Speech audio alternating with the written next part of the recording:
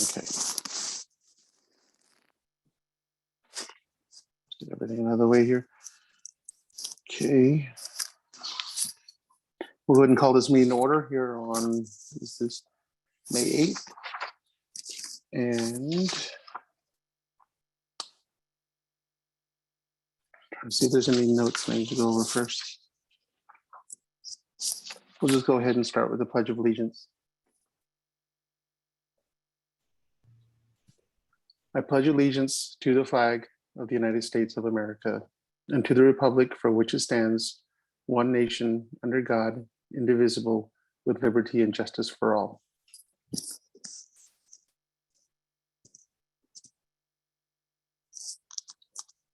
All right. Go ahead and please do a roll call. Absolutely. President Close. Here. Vice President Montier. Present. Superintendent Designee Miller. Ms. Barr. Here. Mr. Trimoni. Dr. Crockett. Aye.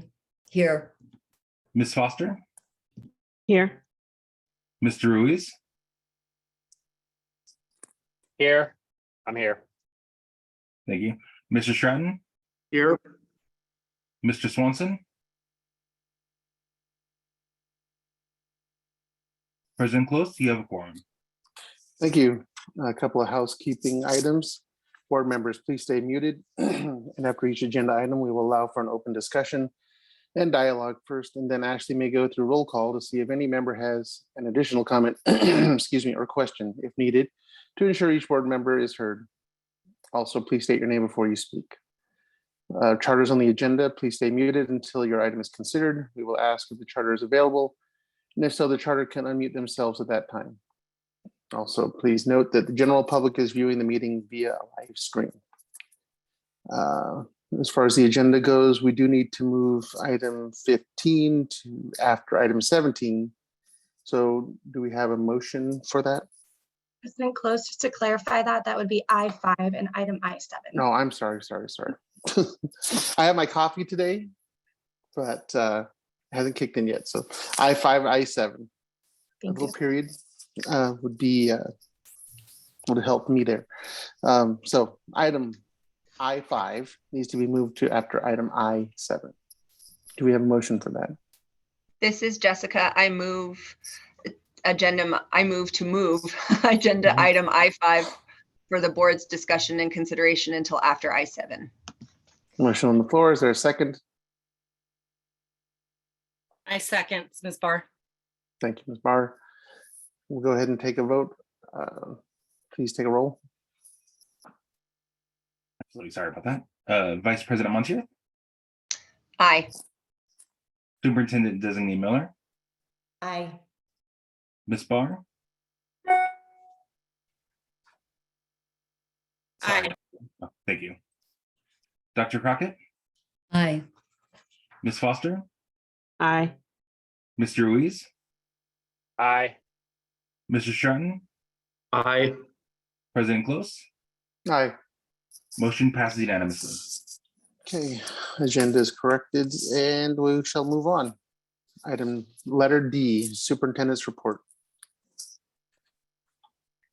Good morning, President Close and fellow board members. Good morning.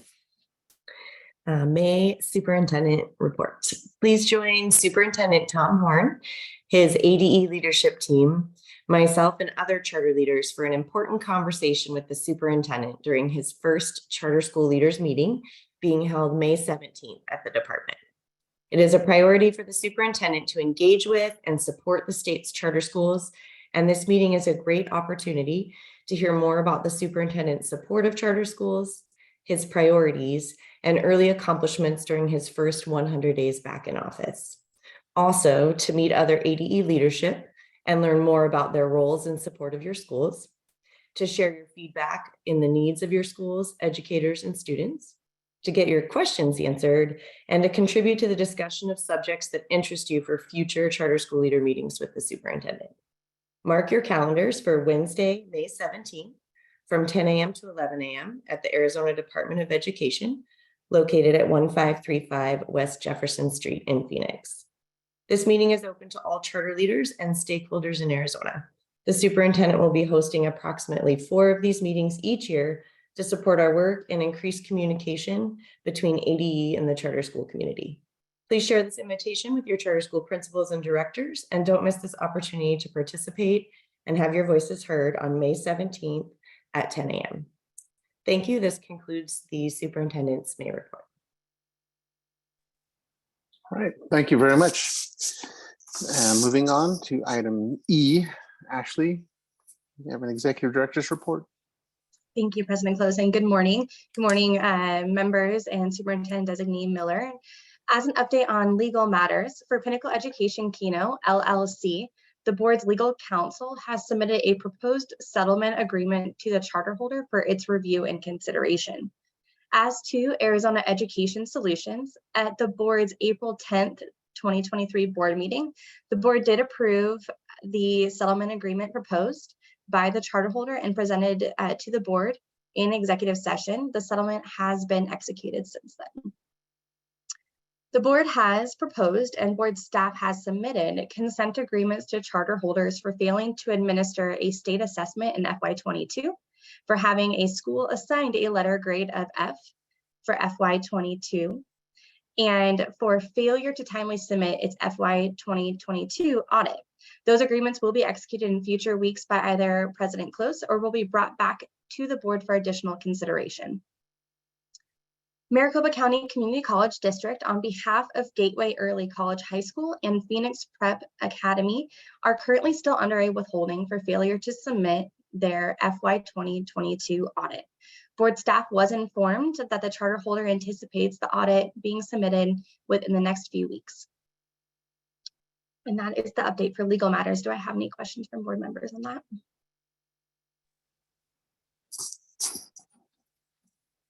Okay, hearing none, I'll go to the next item.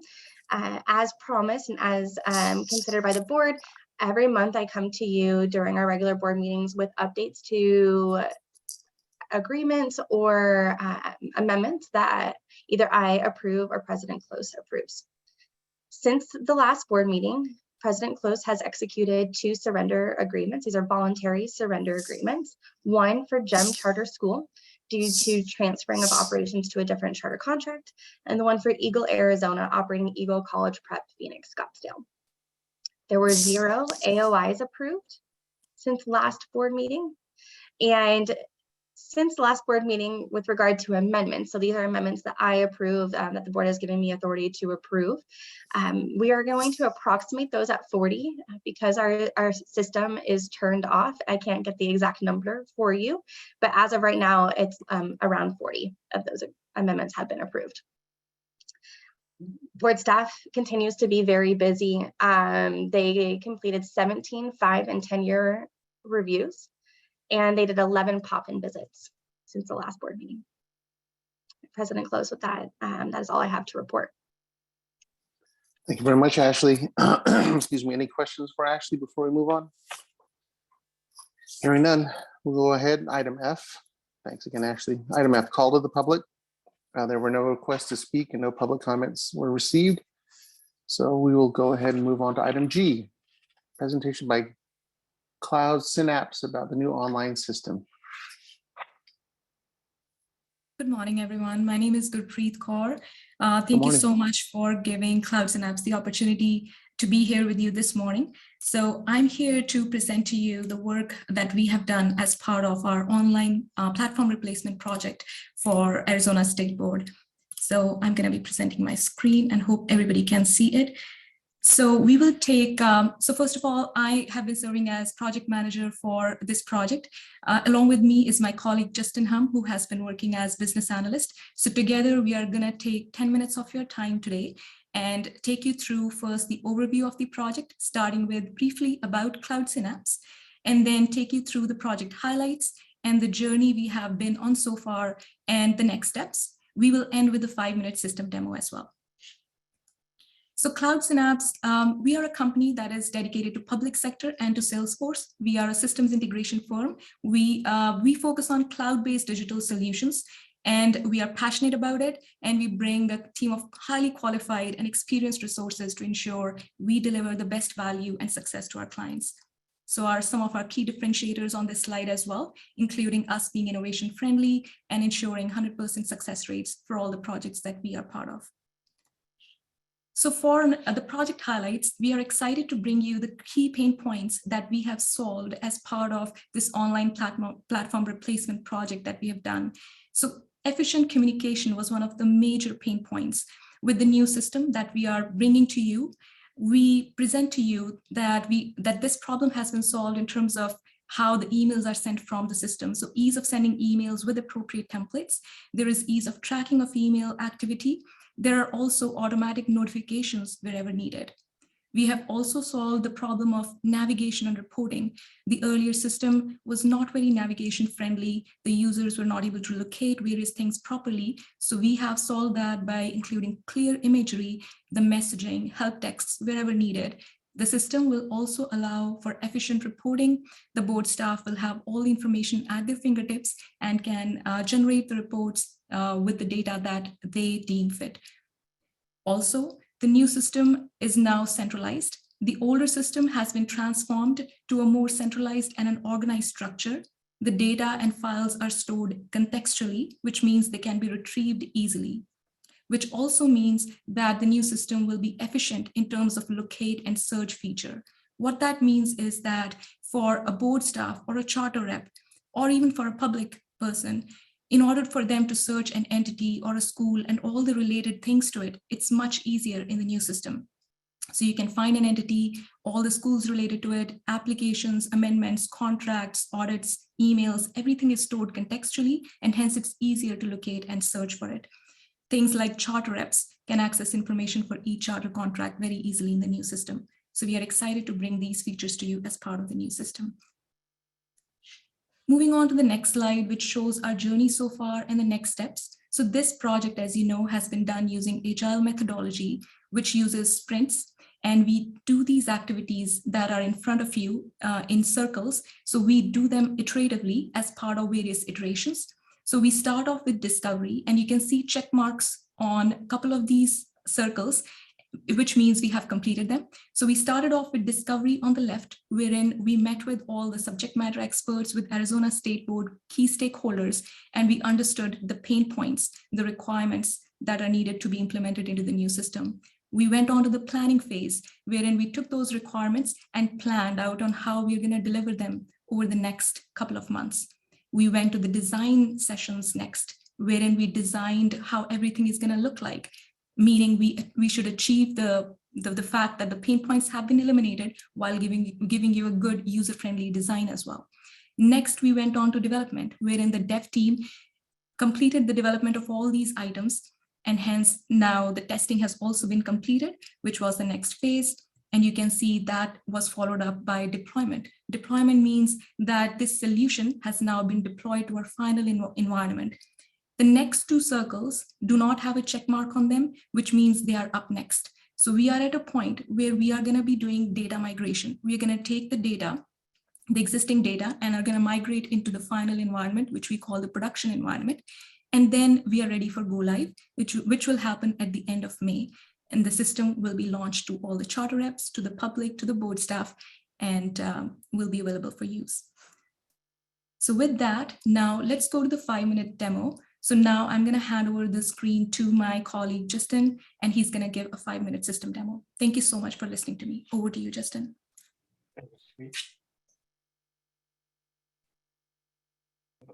Okay.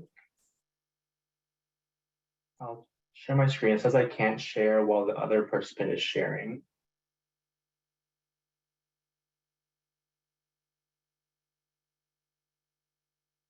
You should be able to share it now, Justin.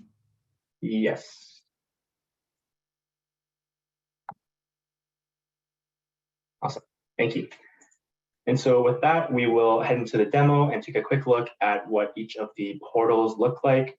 And so, for example, this is what a public user would see upon looking at their portal. And so you can see this homepage, which has various different options, such as the register for new applicants, view schools, search schools, view charter holders, contact us, help documents, file a complaint, and email logs. So let's take a quick look at what some of these look like. We can take a look at view schools, for example. And so what this would show is a view of all the different schools and what charters they are related to. And in this list, you can search for specific schools by their name. And when you want to view a specific school and its information, you can click into it. And with that click, you'll be able to see this school's details, which were made available to the public, along with some information like their academic dashboard, any complaints that were made public as well.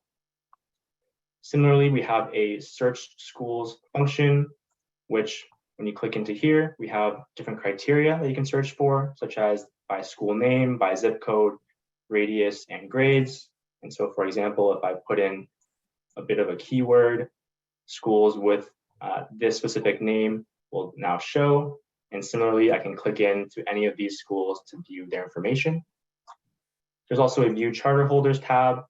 And so what this shows is all the different charter holders, which are open, as you can see here. And so when I click into one of these, for example, the public user will see information made available to them, such as the charter's details. There's an ability to look at certain documents that were uploaded and made public by this organization, the amendments which were approved, for example, and the different dashboards as well. And you can see here, there are different options that the public users can view, all from this one place on the charter holders page. And so with that, this is what the charter holder would be able to see. There's also the ability to file complaints from here directly by clicking into the file a complaint box. And so we'll take a look now and head into what the charter reps would view. So we'll log in as a charter rep. And so what we'll be able to see here is when I log in with my charter rep's credentials, I will be able to see a bit different information, more catered towards the charter organizations that I'm a part of. So for example, on this homepage, you can see that it shows me the ability to look at my charter organizations, my amendments, which were submitted, my schools, any tasks that were assigned to me by board staff, and similarly help documents and my own email logs as well. So let's look into charter holder organization, for example. And when I click into here, we'll see that this charter rep that I am signed in as is a charter rep for Academy del Sol, for example, and Test Charter. And so when I click into one of these charters, we'll see that same charters page, just like the public user. However, they have a couple more options. So for example, they have the ability to click the submit form option, and directly from here, they can click and choose whether they want to submit a particular amendment, or if there's a replication application to be submitted, they would do that from here as well. They can upload documents specifically for this charter from this page here, as well as they can view any of the dashboards, such as the academic dashboard, financial dashboard, and operational dashboard with the click of a button. And there are also some more tabs which are available that would show them more information, such as applications, amendments, contracts, the financial and ADM data, action plan data, and so on. And so this is what the charter reps would see. And this is more information that's specific to them and more easily accessible. And so with this, this is what the charter rep sees. There's also portals for the auditor and TRP reviewers. But lastly, we'll take a look quickly at what the board staff would be able to do. And so if I click into this other tab here, once I log in to the board staff's profile, they'll be able to see this homepage, which shows a quick overview of some information like the applications and amendments or complaints and what status they're in. And from here, this is what the board staff would be able to log into every day and complete their day-to-day tasks, whether it's related to applications or amendments and their review processes, complaints or audits or adjusting information on dashboards. This is all done on here. And so, for example, they would also be able to see information related to specific charters, and they would be able to look at their applications and amendments. And when they look at, for example, an amendment, they can complete their review processes from this back end. And like I mentioned, similarly, they can do the same sort of day-to-day tasks, whether it's related to audits or operational dashboards, academic dashboards, financial dashboards, and so on. And so with that, that's a quick overview of the different portals and how they look. And so I'll pass it back over to Gurpreet. Thank you so much, Justin. So we open the floor for any questions, Ashley. That would be appropriate. Board members, if you have any questions, Gurpreet and I are available. This is Ms. Barr. When are we looking for this to go live and be fully operational? Yep. As of right now, so we are in the data migration phase. And so the legacy system, our ASBCS Online, has been turned off to both board staff and to charters. So no one can be working that legacy system because we are migrating all the data over.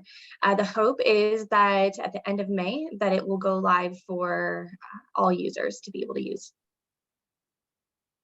Thank you. End of May, Ashley? Just approximately? Yes, approximately end of May. Okay. All right. Any other questions? I'm assuming that Cloud Synapse has completed their presentation. Yes. Okay, thank you. Any Thank you so questions from much. the board? Hearing none. All right, keep up the good work. Looking forward to seeing the final product. Thank you so much, everyone. Have a good rest of the day. Bye-bye. Thanks, bye. All right, excuse me. Okay, item H, consent agenda. Are there any items to be taken off or considered, or is there a motion?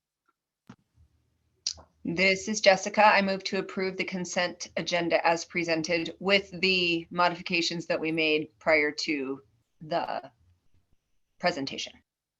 Carol Crockett, I'll second. Motion made and seconded. Discussion, none. Hearing none. We'll go ahead and take a vote, please. Thank you. Vice President Montier, Aye. Superintendent Designee Miller, Aye. Ms. Barr, Aye. Dr. Crockett, Aye. Ms. Foster, Aye. Mr. Ruiz, Aye. Mr. Stratton, Aye. President Close. Aye. Motion passes unanimously. All right, thank you. Hold on 1 second. So charter amendments is next. Is that correct, Ashley? Yep. That is correct. All right. I'm trying to find my reference language here.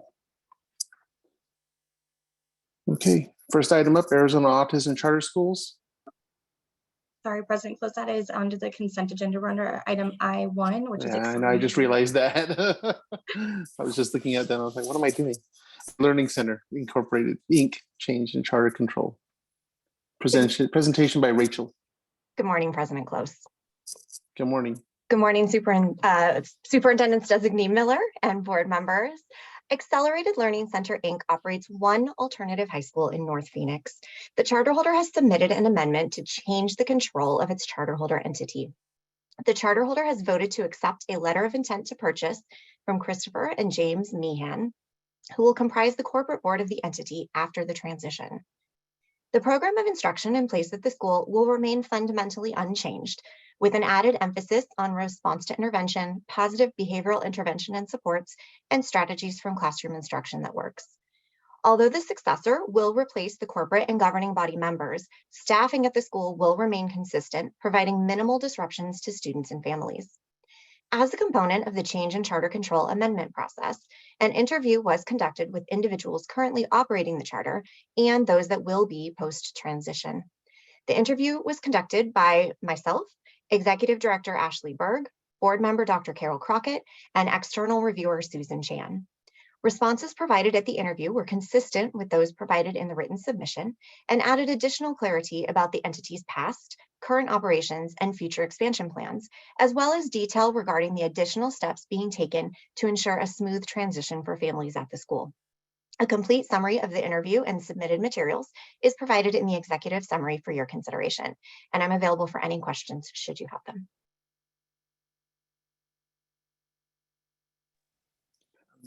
Thank you, Rachel. Any questions for Rachel at this point?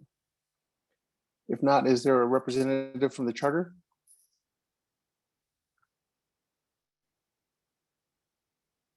We're trying to.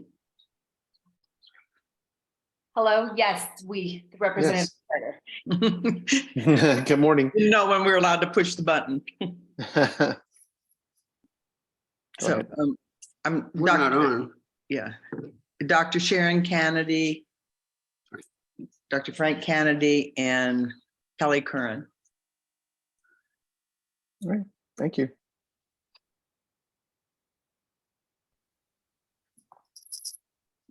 Are you, did you have any comments? No, just that, we've had a successful school for over 20 years and we don't want it to end. And so this is the best option that we have right now. We feel that the people that want the charter want it to stay basically the same. They'll obviously, hopefully, they'll bring new energy to what we've built for all these years. We've had a good rating. We've passed our audits. We've done everything, and it just, we've had thousands of kids graduate that would not have graduated from a traditional school probably, and we just don't want to see it end. But we're way past retirement age. There are no questions. Is there a motion? President Close, I might mention that Mr. James and Christopher Meehan and Harriet Caruso, the representatives of the successor, are also on the call if the board would have any questions for them or if they have any comments. All right, thank you, Rachel. Are there any comments from the successor? Are you there? Yeah, good morning, President Close and board members. This is James Meehan. With me, I have Christopher Meehan and Harriet Caruso, who are also will be on the board of Accelerated Learning Center. I just want to thank you all for taking the time to the board staff to walk through this process with us. We've been getting to know the Kennedys for years, and entering into this process, we have a high degree of confidence that not only our experience in alternative education is a great fit, but overall their model, their philosophy, everything aligns very well. So we're looking forward to a very smooth transition and being able to serve the community where ALC is located. Thank you. Yeah, and just personally, in my review of the materials, I didn't see anything that was of any concern. I think I think it'll be a good transition between parties. Any questions from the board for the successor or for the charter holder, current charter holder? President Close, I would just like to thank the Kennedys and the founding leadership of this school for your contributions to students and the community, and wish you the very best in your next steps. Thank you. Thank you. Thank you. Any other comments, questions? If not, now that we have, I believe, heard from all parties, is there a motion? This is Jessica. I move, based on the information contained in the board materials and presented today, to approve the request for a change in charter control as presented in the board materials for the contract of Accelerated Learning Center, Inc. Motion on the floor. Is there a second? This is Carol Crockett. I'd be delighted to second this motion. Thank you, Dr. Crockett. Let's go ahead and take a vote. Absolutely. Vice President Montier, Aye. Superintendent Designee Miller, Aye. Ms. Barr, Aye. Dr. Crockett, Aye. Ms. Foster, Aye. Excuse me. Aye. Mr. Ruiz, Aye. Mr. Stratton, Aye. President Close, Aye. motion passes unanimously. Very good. Thank you all. Good luck to you all. Thank you very much. Thank you. Moving on, A+ charter schools, grade level change and enrollment cap increase. Presentation by Lori. Good morning, President Close, Vice Good morning. President Montier, members of the board. A+ Charter Schools has submitted an amendment request to increase the grades served from 7 through 12 to 6 through 12 and to increase its enrollment cap from 300 to 700 for fiscal year 2024. The charter holder is requesting the grade level increase to align its grades served with the grade spans of the surrounding schools and provide an option to students currently served at surrounding schools that are at or near capacity, received a school letter grade of C or below, or do not offer a project-based learning model. The charter holder does not meet the staff recommendation criteria because A+ charter schools does not perform at or above the average performance of nearby schools in mathematics. I'm available if you have any questions. Thank you, Lori. Any questions for Lori at this point? There are not. Is there a representative from the charter? Good evening, ladies and gentlemen of the board. Can you hear us okay? We can hear you. Good morning. Awesome. My name is Nate Wong, and I'm the Dean of Academic Services, and we just have a brief opening statement, if we may. Please. I'm joined by our founder, Mrs. Laura Newcomb, our principal, Rochelle Reese, and our assistant principal, Mr. Justin Hunt. Our director of operations, Mrs. Lauren Gray, is joining us virtually. It is an honor to represent our students and their families, our teachers and support staff, and our governing board in our charter amendment request to add 6th grade and increase our enrollment cap. In our 3rd year of operation, as Pinal County's only project-based learning or PBL school, our students and teachers have made significant progress in reacclimating to the educational environment and increasing student engagement and performance, creating partnerships within the greater academic community, and actively adapt to address gaps in achievement through collaborative and practical data-driven decisions. A few of these highlights include earning a school letter grade of a B on the Arizona Accountability A to F report card for schools, developing joint programming with the City of Maricopa, the Maricopa Chamber of Commerce, and Central Arizona College, and assisting in a video presentation for the Arizona Charter School Program as a case study on student-empowered success criteria within our PBL model for the Arizona Charter School Conference this past November. Our small standalone school community also rests in the heart of major economic growth and development in Maricopa, with the majority of the city's first high-density residential housing developments within 1 mile of our campus and well within walking distance for families. There are other large businesses which are creating a high increased demand for highly skilled workers. These projects are fully underway and will place greater demand for educational services, particularly at the elementary and junior high level as the city grows. Currently, we are the only junior high not to offer 6th grade, preventing current and future Arizona families equitable access to charter school options, particularly to those who feel their child would benefit from a small PBL school to assist in the transition to junior high and close academic and social and emotional gaps that may have been hindered during the pandemic experience.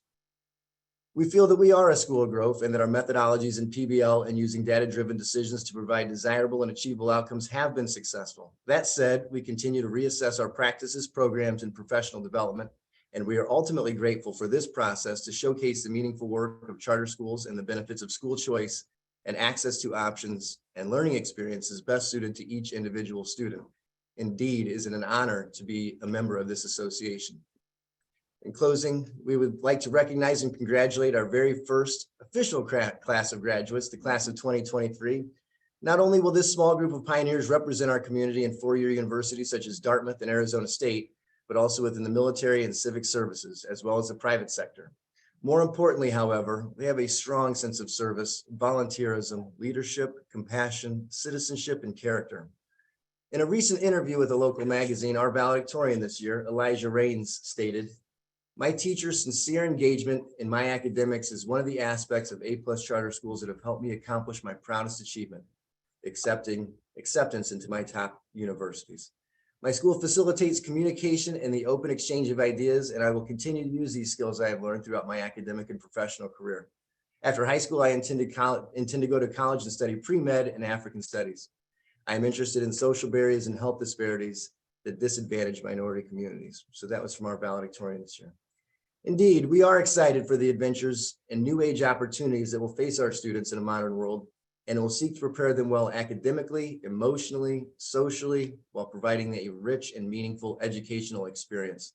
We are grateful to be heard today on our charter amendment request to add 6th grade and our increase for an enrollment cap. Thank you very much. Thank you. Were there any questions from the board for A+? This is Jessica. I have a couple Yes, questions. Mhm. My first question is, can you talk us through your plans for math, particularly? I know that was something that was mentioned, and I also understand that with regards to the way math is, the standardized assessments are assessed as far as letter grades and things like that, that there are some challenges there, but I just wanted to know where you are with math in particular, particularly since you're having 6th grade come on. And then I was curious as to where you came up with the enrollment cap going from 300 to 700. So those were just my 2 questions.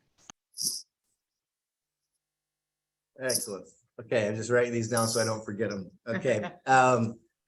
I think it's important to answer the first question in terms of math with providing just a really brief historical context, if I may. As Mrs. Reese has stated, for our school, we opened 3 years ago in the midst of COVID. And so it's like she likes to say that we opened with our doors closed. We had a hybrid model, like many schools, that offered in-person and virtual instruction, depending on state and local mandate and family circumstances. As a new school, particularly with the challenges of the time, we felt that it was most prudent to focus on a few areas that were the foundation of student success. We were very aware of the growing social and emotional deficiencies of our young people as a whole, and the necessity for greater development and recovery of the child as a whole. This included at the beginning, we emphasized social and emotional learning programs, strategies for increased student and teacher relationships, and our PBL learning model to ignite student engagement and ownership. Is what we did find, though, when we first started doing our initial benchmark data, that our ELA and our reading scores needed significant improvement. We felt that this was critical because reading is the foundation for all learning. And so we made a data-driven decision to implement intervention, remediation, enrichment programs after thorough curriculum review so that we could personalize to all these learning groups and provide teachers with support and delivery, time, and resources. Those ELA scores, as you've seen, have gone up. They perform better than the average in 50% of the schools in this area. And we're doing similar things for math. So we started noticing this trend also in math in our first official full normal year of operation last year.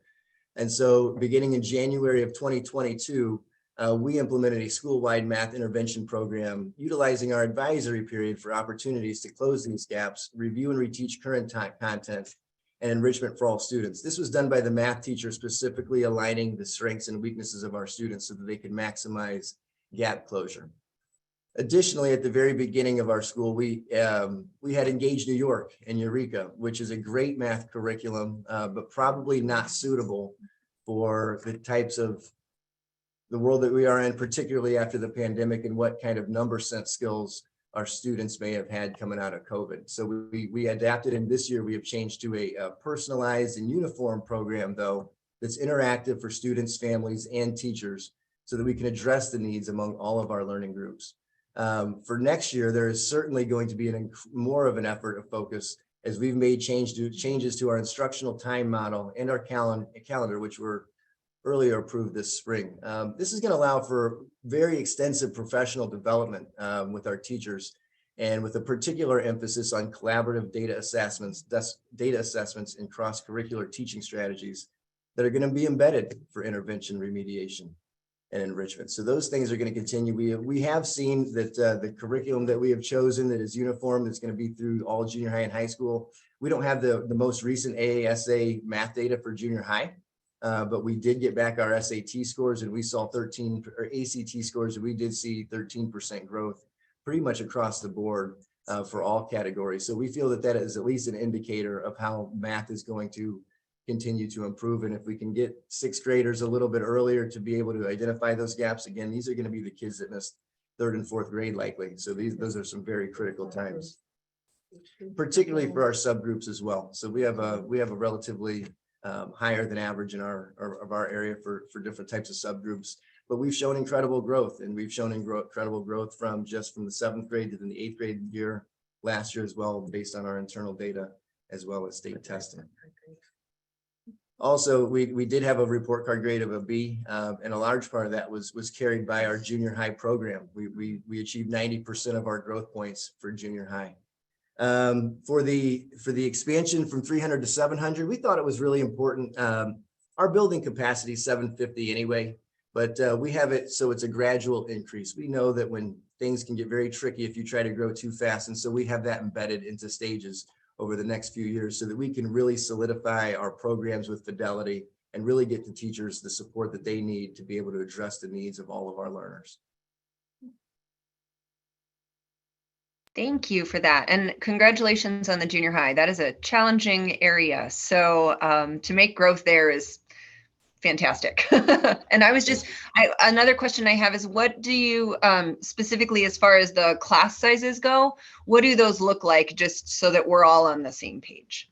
We have a very small class size. We are really trying to limit things no more than 25:1 for student to teacher ratio. In the packet that was in the narrative, there's a little bit greater breakdown, and it actually turns out that it's even lower than that for most of our categories. So we would continue to try to do that. We also feel that there's room for us as a standalone to really use real-time data and to readjust these kids in sections and classes that are going to be most suitable for them to be successful. So it certainly wouldn't be going past 25:1 under any circumstances, and we're trying to build in other opportunities for kids to get additional help in environments that are going to help them succeed.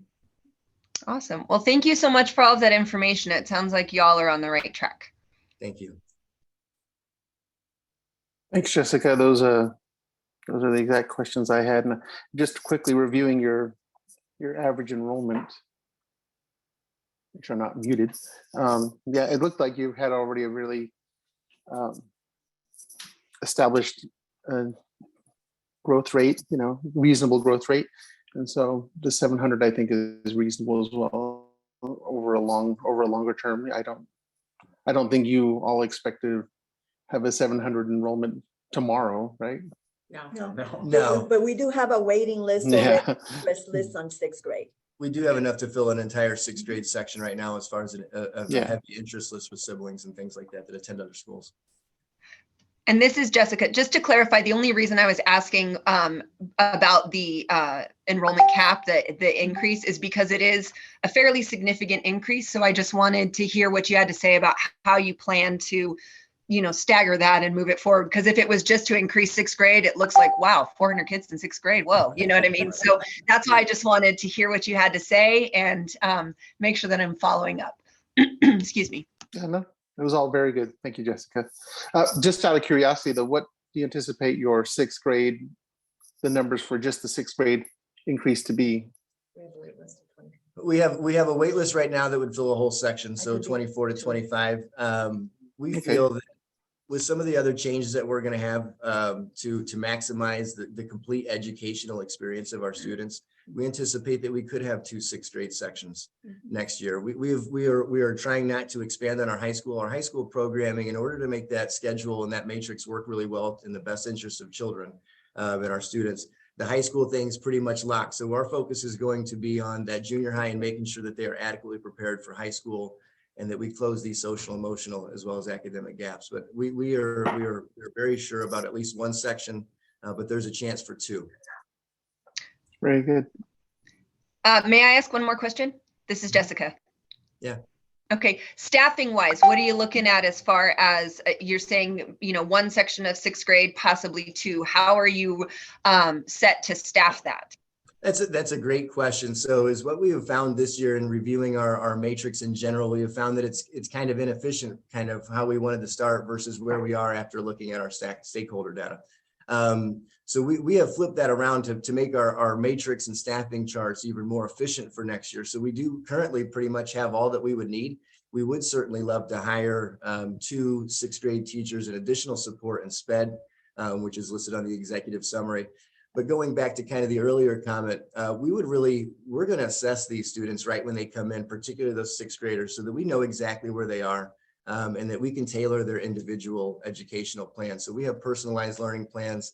And so that's kind of the other piece too. So our current junior high team would work together. We're going to have an idea of what our students are, and then we're going to adjust to what is in the best interest of those students as we move forward. We have some really qualified teachers down there, but is what one of the things that we're most proud of for developing next year. All core classes will be in the morning, and then all of our core teachers will have 90-minute common preps during the day. So we really hope that that leads to greater delivery, engagement, and an overall experience, not just for students, but also for teachers as well. This is a challenging world, as you guys know. Jessica, good? I am. Thank you so much. Any other questions from the board? All right. I got to ask. I just have to ask. So who is the Dartmouth student? Pardon? Who is the Dartmouth student? Dartmouth student is Elijah Raines. So and the funny thing about him, and I guess it's not funny, he really took advantage of all these opportunities during COVID and kind of doubled up on courses. So he's actually a junior that's graduating with this class a year early. So to be able to see that as a kid from Chicago who came to Maricopa just a few years ago is really incredible. And those are the types of kids that we're going to start to see. And it's been really an honor to kind of see these kids grow up, especially in these trying times. We're super proud of Elijah and all of our other seniors as well. And they're representing our community very, very well. It's great to hear. I actually happen to be the district enrollment director for Dartmouth but it's for our district is Maricopa County. Okay. And so I had to find out about this. Thank you so much. That's great. That's great. We're very proud of him. I could have used help on his letter from this. That'd have been, no, but he didn't need it. Thanks. Any other questions from the board? Sorry for taking your time. If not, is there a motion? This is Jessica. I move, based on the information contained in the board materials and presented today, to approve the request to increase the grade levels served by A+ charter schools from grades 7 through 12 to grades 6 through 12 beginning in fiscal year 2024, and increase the enrollment cap of A+ charter schools from 300 to 700 beginning in fiscal year 2024. Motion on the floor. Is there a second? I'll second. It's Ms. Barr. Thank you, Ms. Barr. Okay, take a vote, please. Absolutely. Vice President Montier, Aye. Superintendent Designee Miller, Aye. Ms. Barr, Aye. Dr. Crockett, Aye. Ms. Foster, Aye. Mr. Ruiz, Aye. Mr. Stratton, Aye. President Close. Aye. Motion passes unanimously. Thank you. Thank you very Thank much. you all. Ladies and gentlemen. Thank Good you for luck your hard with your work. future endeavors. Thank you. Have a great rest of your day. Thank you, you too. Moving on to Carpe Diem Collegiate High School. Presentation by Patty. Good morning, President Close, Superintendent Designee Miller, and board members. Carpe Diem Collegiate High School has submitted an amendment request to increase its enrollment cap from 400 to 548 for FY 2024. The request has been submitted to manage the increased demand from Desert View Academy, the elementary school on its associated charter, as well as from 3 other elementary schools in close proximity. The charter holder does not meet the staff recommendation criteria because the charter holder is operating at 48% of its current enrollment cap, which is below the 85% threshold. Further, trends do not indicate that it will exceed its enrollment cap of 400 in the next 3 years. Additionally, Desert View Middle and High School does not perform at or above the average performance of nearby schools in math. And due to the small number of students served by the online school, data is not publicly available to make a comparison for that school's performance. I am available for any questions that you have of me. Thank you, Patty. Any questions from the board at this moment? Hearing none. Is there a representative from the charter? Yes. Good morning, President Close and board members. My name is Rick Ogston. I'm the Morning. Superintendent of Schools, CEO of Charter Representative for the school. Very good. You have some comments to make? I do. And first of all, I would like to welcome you to Yuma, Arizona, the America's winter lettuce capital of the country here. And we are asking this enrollment cap at this time because we want to better meet the needs of our students. And here's why. Our current campus, if you were to see our current campus, it's like a small office building with a very small asphalt parking lot. Physical education is very limited, as well as we have open air classrooms that are also limiting because of noise issues. We have, during COVID, of course, we had the health and safety because the proximity and the transitions for social distancing were very difficult to maintain in this office type design of the building. We believe that we can do more and we can do better. And we can do that, we believe, by growing our students better physically, cognitively, as well as experientially in a new campus that's designed more for a school than an office building. Not to mention the SEL components that we're now faced with, all of us are. The opportunity for us is here and now because while we've been authorized to enroll 400 students, we've been unable to grow to that because of the limitations of the campus itself.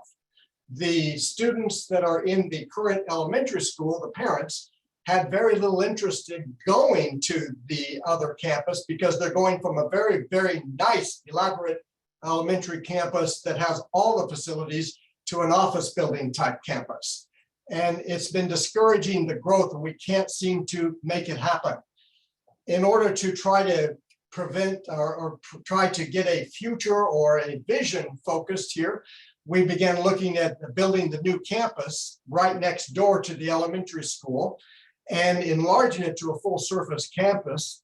And that way we could start growing and serve all the needs of the students. Once we presented that vision to the parents, there was an excitement. The entire from kindergarten all the way to 5th grade, the parents came up to me after we said, here's what we would like to do.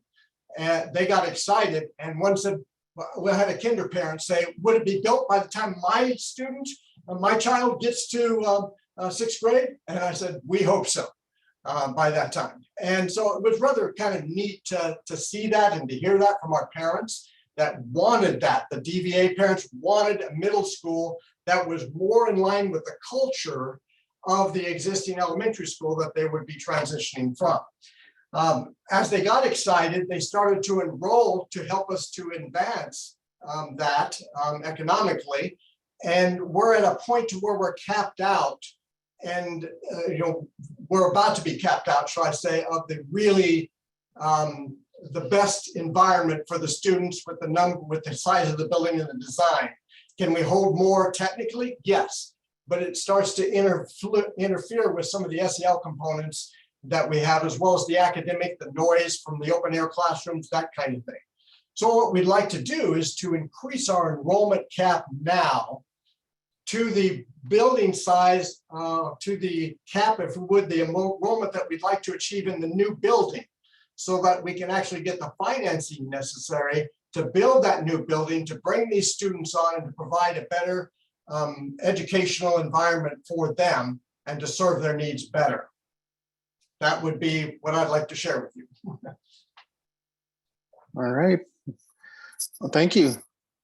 All right, go back to the board. Who wants to go first? Who has questions? This is Jessica. I just have a quick question. How long do you anticipate it taking to, and I realize that you can't, with supply and everything else, I understand I'm not asking for a hard deadline, but what do you anticipate the length of time being for the building to be built? And how do you plan to navigate the kind of the intermediate time where you're still sort of in limbo? we're excited right now because we already in this vision for the last year, we've been planning this. We've been talking with builders. We've been talking with our city for permission and grants and the land. We've been actually designing the actual building right now. We have plans right now. We have talked with the builder. He says he can get it built within 9 months.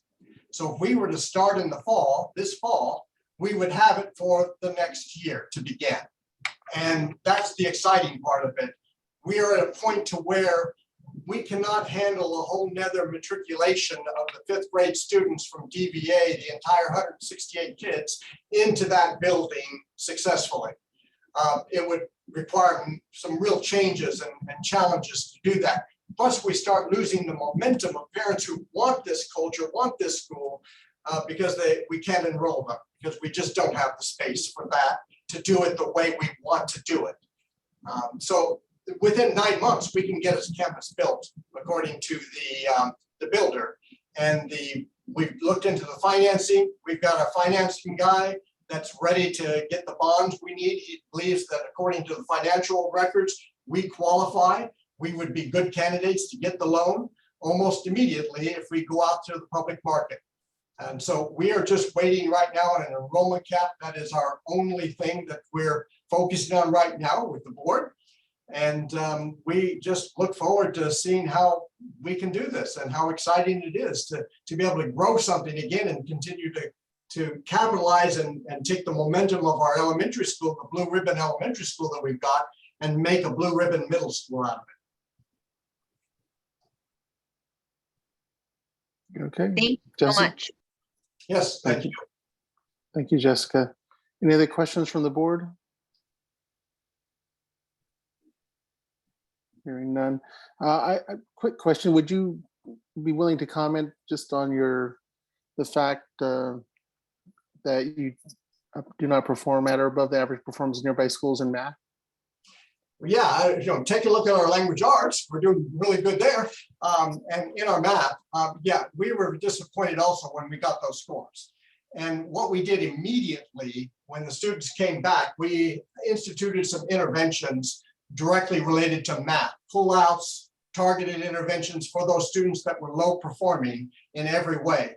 Those interventions have proven now successful as we looked at our Galileo data that from August to December, the Galileo data there shows that our 8th grade students, every single class of 8th grade students began to exceed the growth metrics for the Galileo scores in math that are equivalent to the standards or correlated to the standards of the state. Also, our 6th and our 7th grade classes, I'm sorry, it was, yeah, it was 8th grade that was exceeding. The 6th and 7th grade classes are meeting all of the growth requirements, and many students are now starting to exceed the growth requirements. So we are expecting good things as our interventions have begun to pay off according to our Galileo data. All right. I appreciate the answer, the response. Thank you. Any other questions for the charter holder? This is Christina Foster. I have a quick question. Yes. What is your plan for staffing as you ramp up? Well, that's why when you look in the enrollment matrix there, we're going to, if you would, phase up our staffing. Phase up our enrollment, take so many students each year and matriculate them in so that we can hire the quality of teachers we need without just opening a school of 500 kids. So we will go ahead and ramp it up so that we can get the teachers we need at the level we need to keep our culture and keep our academics, our cognitive learning going in its current flow.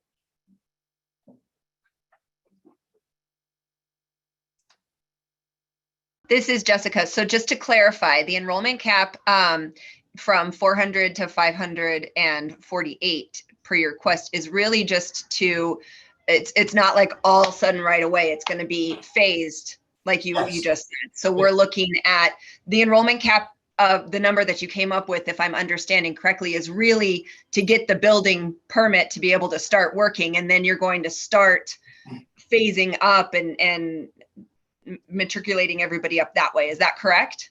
That is correct. The other caveat is that we cannot get bond financing if we don't have an enrollment cap for the maximum enrollment possibilities, capabilities of the building.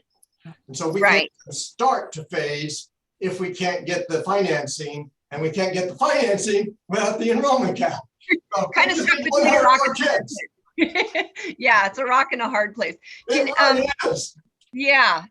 And can you talk to us just a little bit about Yuma, and where you're at in Yuma? And I know there were some questions about math and that kind of thing, but talk to us about your culture. You've mentioned the culture quite a bit, and just within the surrounding schools and the surrounding areas, talk to us about what you have happening there, because there was concern obviously about your enrollment numbers, the enrollment being low, but you've addressed that in the way that you're saying it's because of the space. You know what I mean? So I guess maybe I'm curious about, have you done any surveys? I know you're talking to different families and stuff, and I realize that Yuma is a smaller population and community, so I'm sure it's probably word of mouth and things like that. But do you have any data, I guess, to support the families saying yes, we're in, so that everybody's feeling pretty good about this enrollment cap and where you're going and all that? Sounds like you have great plans, so I'm not saying we're not feeling good. I just want to make sure we're all on the same page. Well, I appreciate that. I'm glad you're feeling good too, because I certainly am. We are excited. Well, a little bit about Yuma. Hey, we're our population is 99,000 people, and we're growing at 1.1% per year. So it's kind of a low growth, but it is a sustainable growth. We're the 13th largest city in Arizona, so there we go. We grow broccoli, we grow all kinds of things like that. But most importantly, we grow students.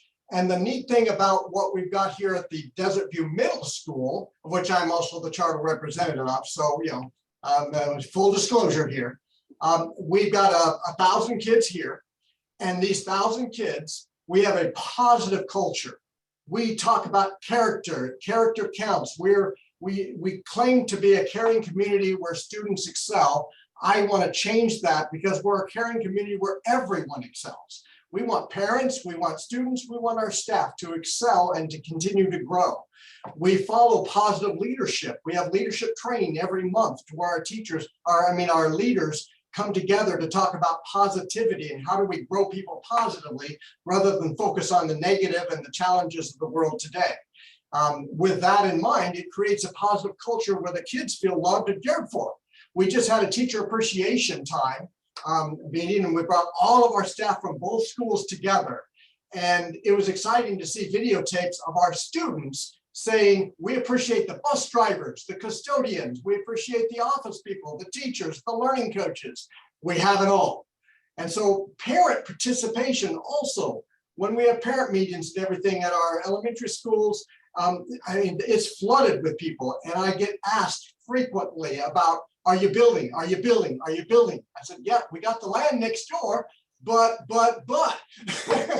Yeah, and so I would hate to go to them and say, the charter board said no, because we can't get another 100 students. And no, I'm sorry. It would be just kind of challenging at best to say, no, we can't yet. Because truly they started coming into us and enrolling and matriculating their students up with a promise. Shall I not say promise, because I've never promised it, with the hope of building that building right next door where they can just walk across there.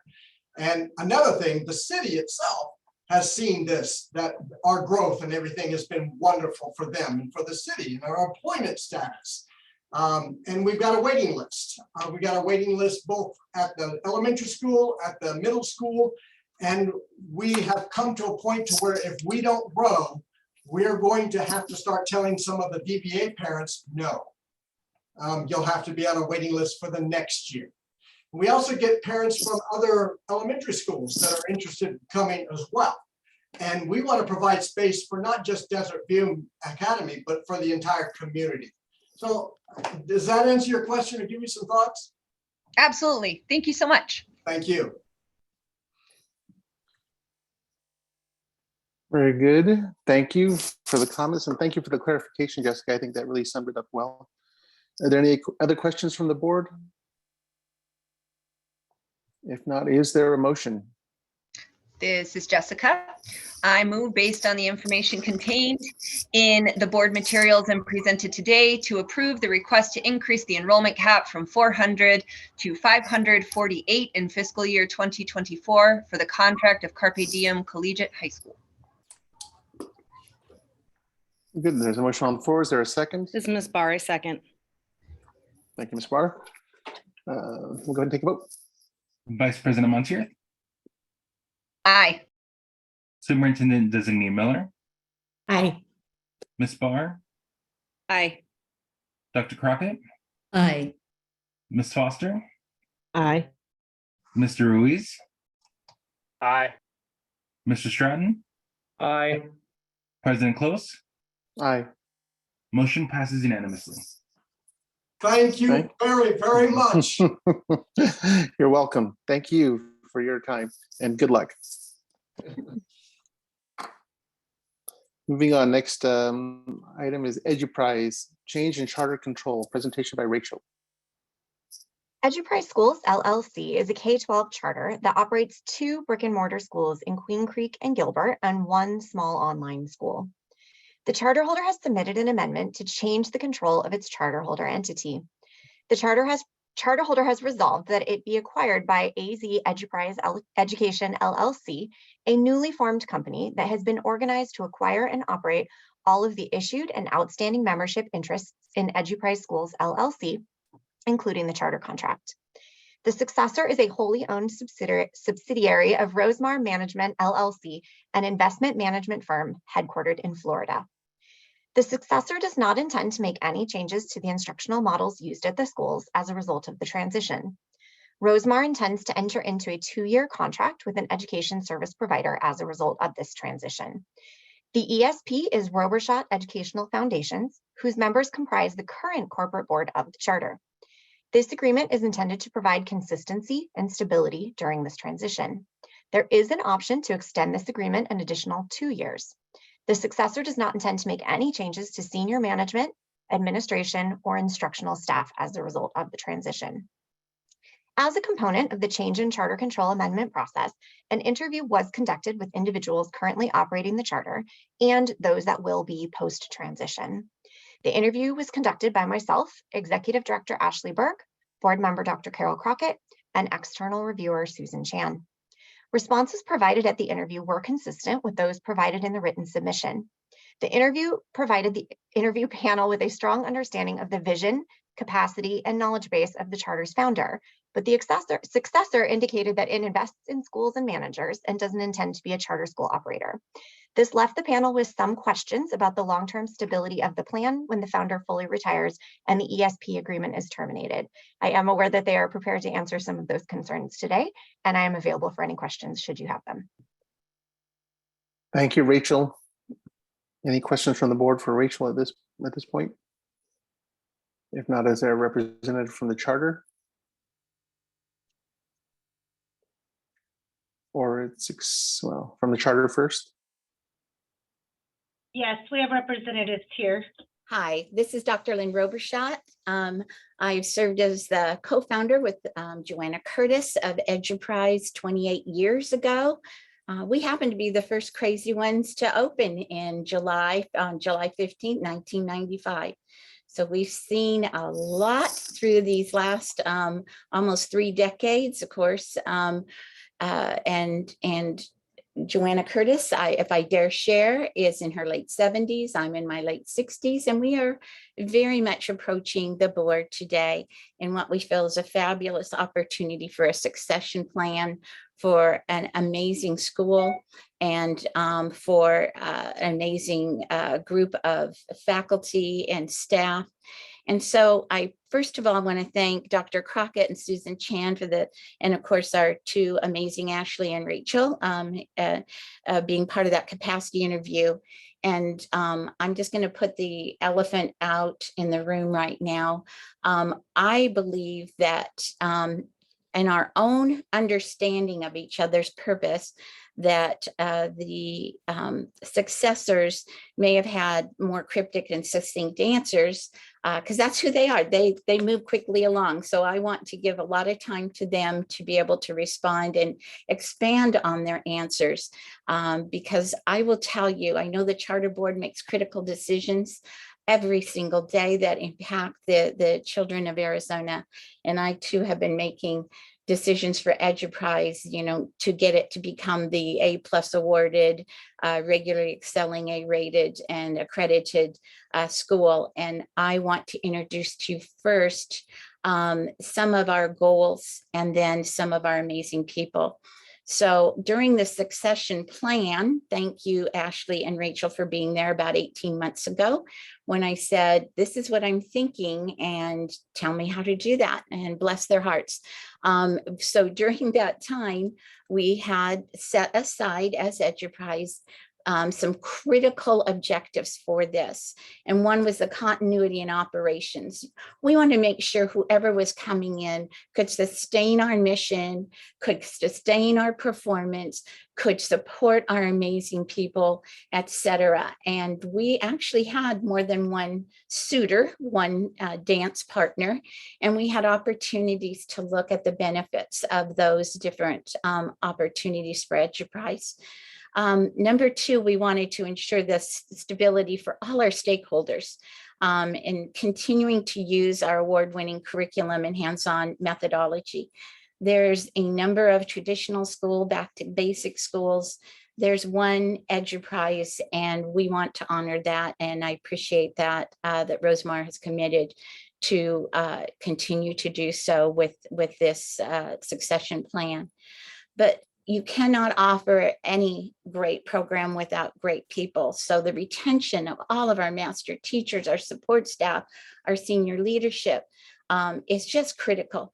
And maintaining the extraordinary corporate climate that we've established here, and employee-centered policies and robust benefits and steady governance is absolutely critical to me as the founder. There have been absolutely no question in Rosemar's mind that all of those pieces would stay intact, including ASRS, all of it. It's incredible. So I appreciate their willingness to do that. And then providing this seamless transition. We needed the right partner, and we really believe in them. And I'm saying this because I know that there are concerns or questions that were brought up in the summary. And I just very much want to introduce you to the people who can help answer those for you. So first, I'd like to introduce you to two current board members, Brandon Johnson, Paul Robershot. Could you just say who you are and what you do first? Brandon, I think you were mentioned first. This is Paul. Can you hear me? This is Paul. Am I unmuted? You're on, Paul. Okay, thank you. Then I'll go first. I'm Paul Robershot. I am the brother of Dr. Lynn Robershot. I've been on the board for 17 years. During that period, I've overseen the financial functions of the district. And in 2007 and 8, I played a primary role in overseeing the expansion when parents groups asked us to open in Queen Creek, and we opened day one with 1,007 students. And it's been an extraordinary success. I think we have well over 1,600 today. So I've played a small part over these 17 years in assisting and advising the most amazing founder. Thank you.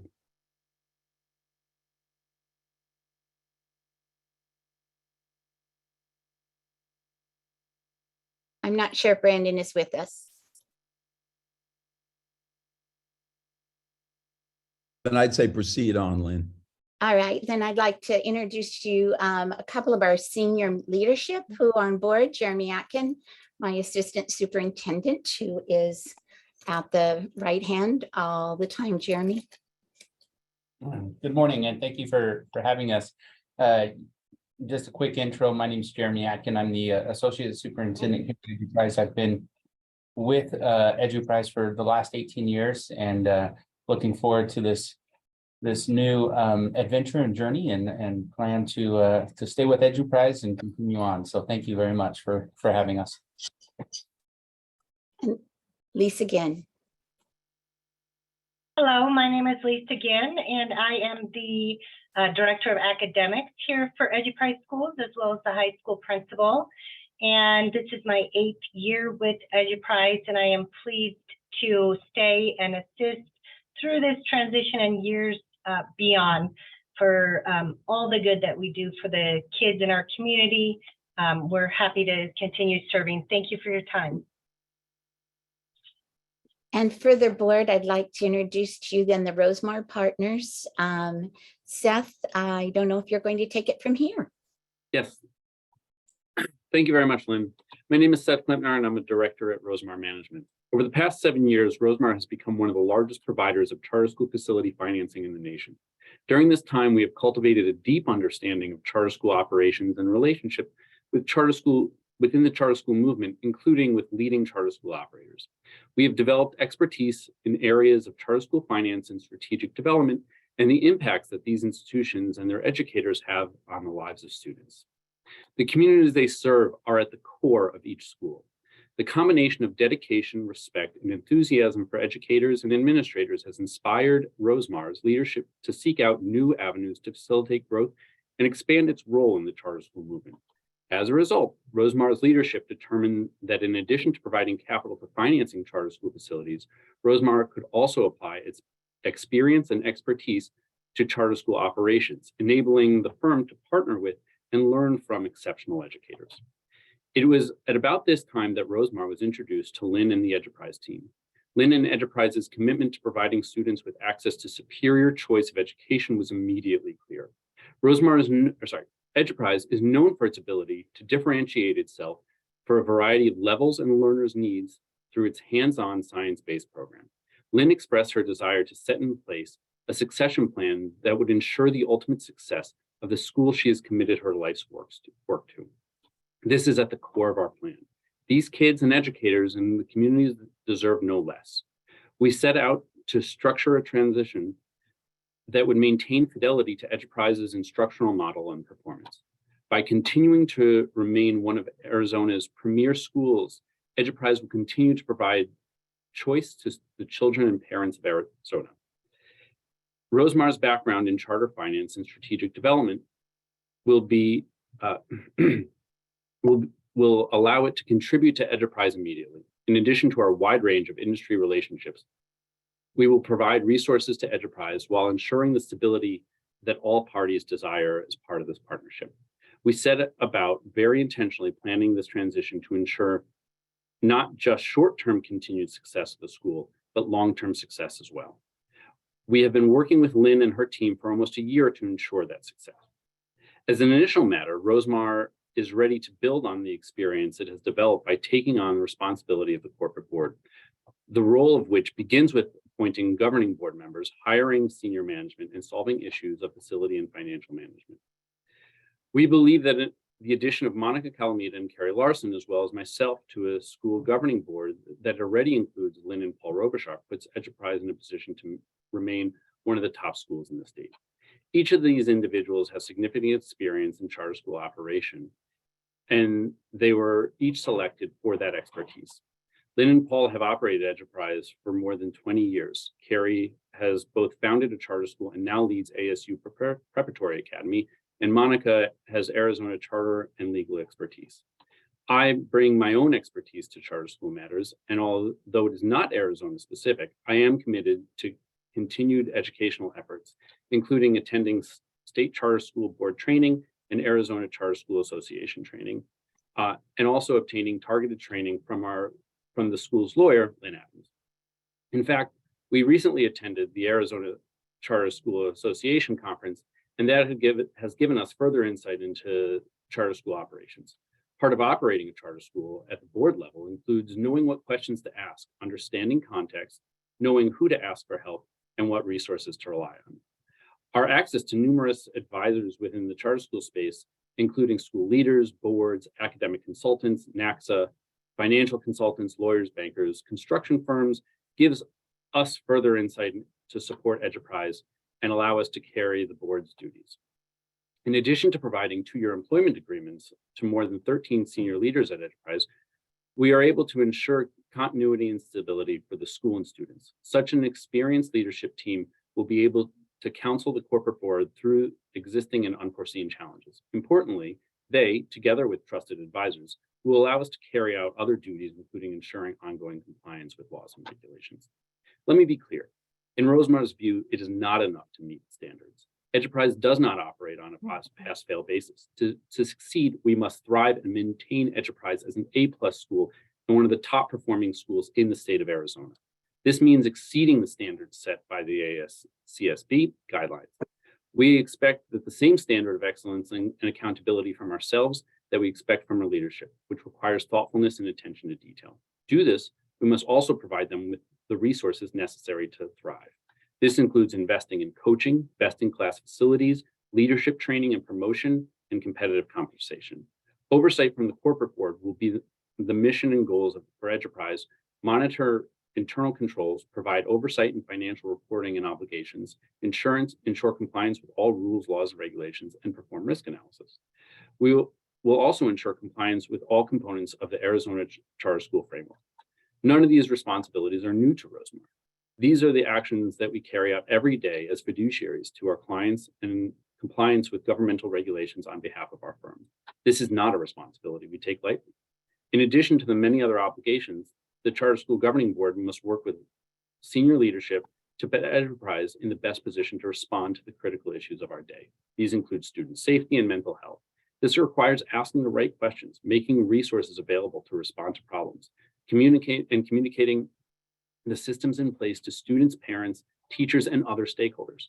This might include working with local law enforcement or applying for grants to place planters in front of entrances or upgrading IT systems. It might include addressing increasing utility expenses or skyrocketing property insurance costs, or the issues that we haven't yet experienced, like preparing for a possible economic recession and how it will impact the families and children at Enterprise. These are activities I and my colleagues carry out every day with the many charter schools Rosemar is partnered with. Asking school leaders and boards questions about finances, academic performance, operations, regulatory items, and authorizer relations is a foundational element of the work that we do. This extends to working closely with school leaders to implement best practices, working with consultants, or advising them on strategic decisions. Due to Rosemar's broad participation in the charter school sector, I'm able to see what other charter schools are doing and help bring new ideas and best practices to Enterprise. My position at Enterprise will be unique as both a member of the corporate board and the governing board. As such, I serve as a liaison between the two boards. It is not a responsibility I take lightly. Effective communication will be key. It will require regular communication, not limited to monthly board meeting, but in some instances, weekly and daily attendance of meetings in person and virtual, and being on the ground at the two campuses on a regular basis. In addition, understanding the charter board's framework and receiving regular updates from about the school's performance and dashboard measures will be key to my fulfillment of my regular duties. To this role, I bring my curiosity, commitment, and dedication to excellence. I make it my business to understand how things work and how to improve them if they're not working. On a personal note, my experience at the New York City Office of Budget, at the New York City Office of Budget and Management has carried with me throughout my career. A budget is not a piece of paper, but an expression of values and expectations. How much money is spent on teachers, special education, enrichment, and facilities communicates the decisions a board makes. This is the expression of how the board expects academic and operational expectations to be carried out. Measurement against these benchmarks and continued monitoring is critical to the assessment of performance and compliance with financial framework. I will work with Lynn, Paul, Monica, Carrie, Greg, Julie, and the leadership team employed at Enterprise to understand both the big picture and minutia required for Enterprise to thrive. Part of this will require frequent communication around issues that matter to different stakeholders, be they the ASCSB, parents, students, teachers, or community members. In effect, the people of Arizona. With that, I would like to introduce my colleague and fellow corporate board member, Greg Schliansky. Thank you, Seth, and thank you, the board members. I'll be relatively brief. I founded Rosemar in 2008, and I serve as its managing partner. Since that time, we've provided capital to a multitude of mission-driven organizations, including for facilities to dozens of charter schools throughout the nation, including in Arizona.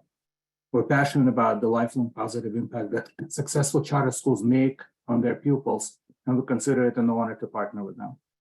I wanted to first address directly an item in the executive summary that was provided to you.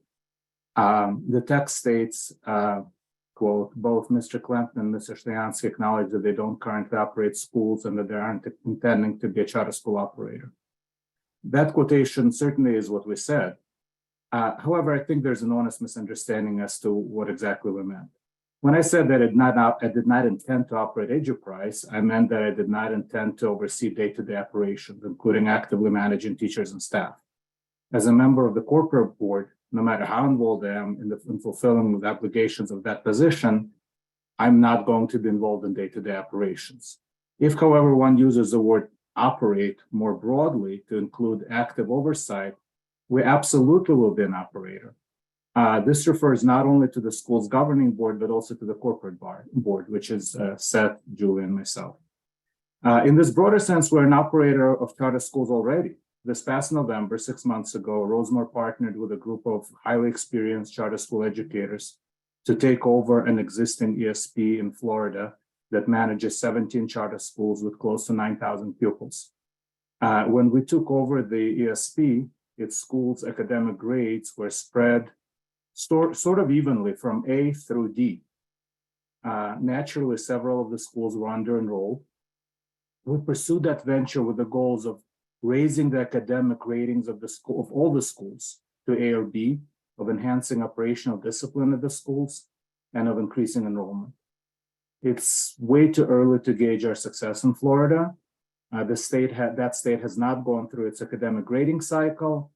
That said, we've already made significant improvements in budgeting and recruitment, and we are on track to increase overall enrollment at the schools for the 23-24 academic year by about 20% versus the year before. Julie, Seth, and I, who are the proposed corporate board of Eduprise, have years of experience providing facilities to charter schools nationwide. We have a very, very significant stake in all of these schools' success. In this role, we've always wanted to make sure that the school addresses any shortcomings, such as academic declines, well before it becomes an issue with the authorizer. We therefore monitor the schools, actively share best practices, and at times recommend academic or marketing consultants to help them overcome challenges. Again, well before any the problems arise that give rise to an authorizer action. In the case of Eduprise, we're committed to ensuring that the schools continue to perform well in the metrics of the board academic, operational, financial frameworks. The Eduprise transition is extraordinarily consequential for our firm, our careers, and us as individuals. We have the experience, financial wherewithal, and the desire to see it succeed, and we fully expect it to succeed. We intend to devote the necessary time and energy to absolutely ensure that it will succeed. And with that, I want to introduce you to our partner, Julie Maroney, who is our fellow proposed corporate board member.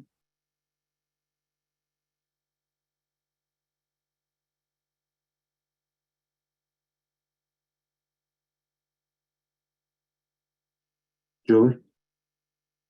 Julie, I believe you're on mute.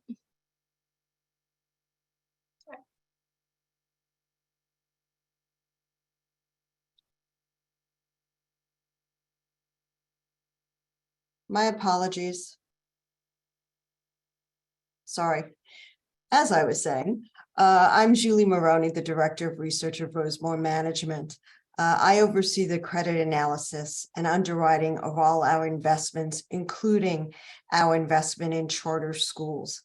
Our other investments include like not-for-profit healthcare, higher education, local cities and towns. Rosemore is focused exclusively on municipal government and not-for-profit entities. I will be a member of the corporate board for Eduprise. I've worked in the municipal bond industry my entire career, and I've been with Rosemore since its inception in 2008. I have followed and analyzed the charter school sector really since its infancy in the late 1990s.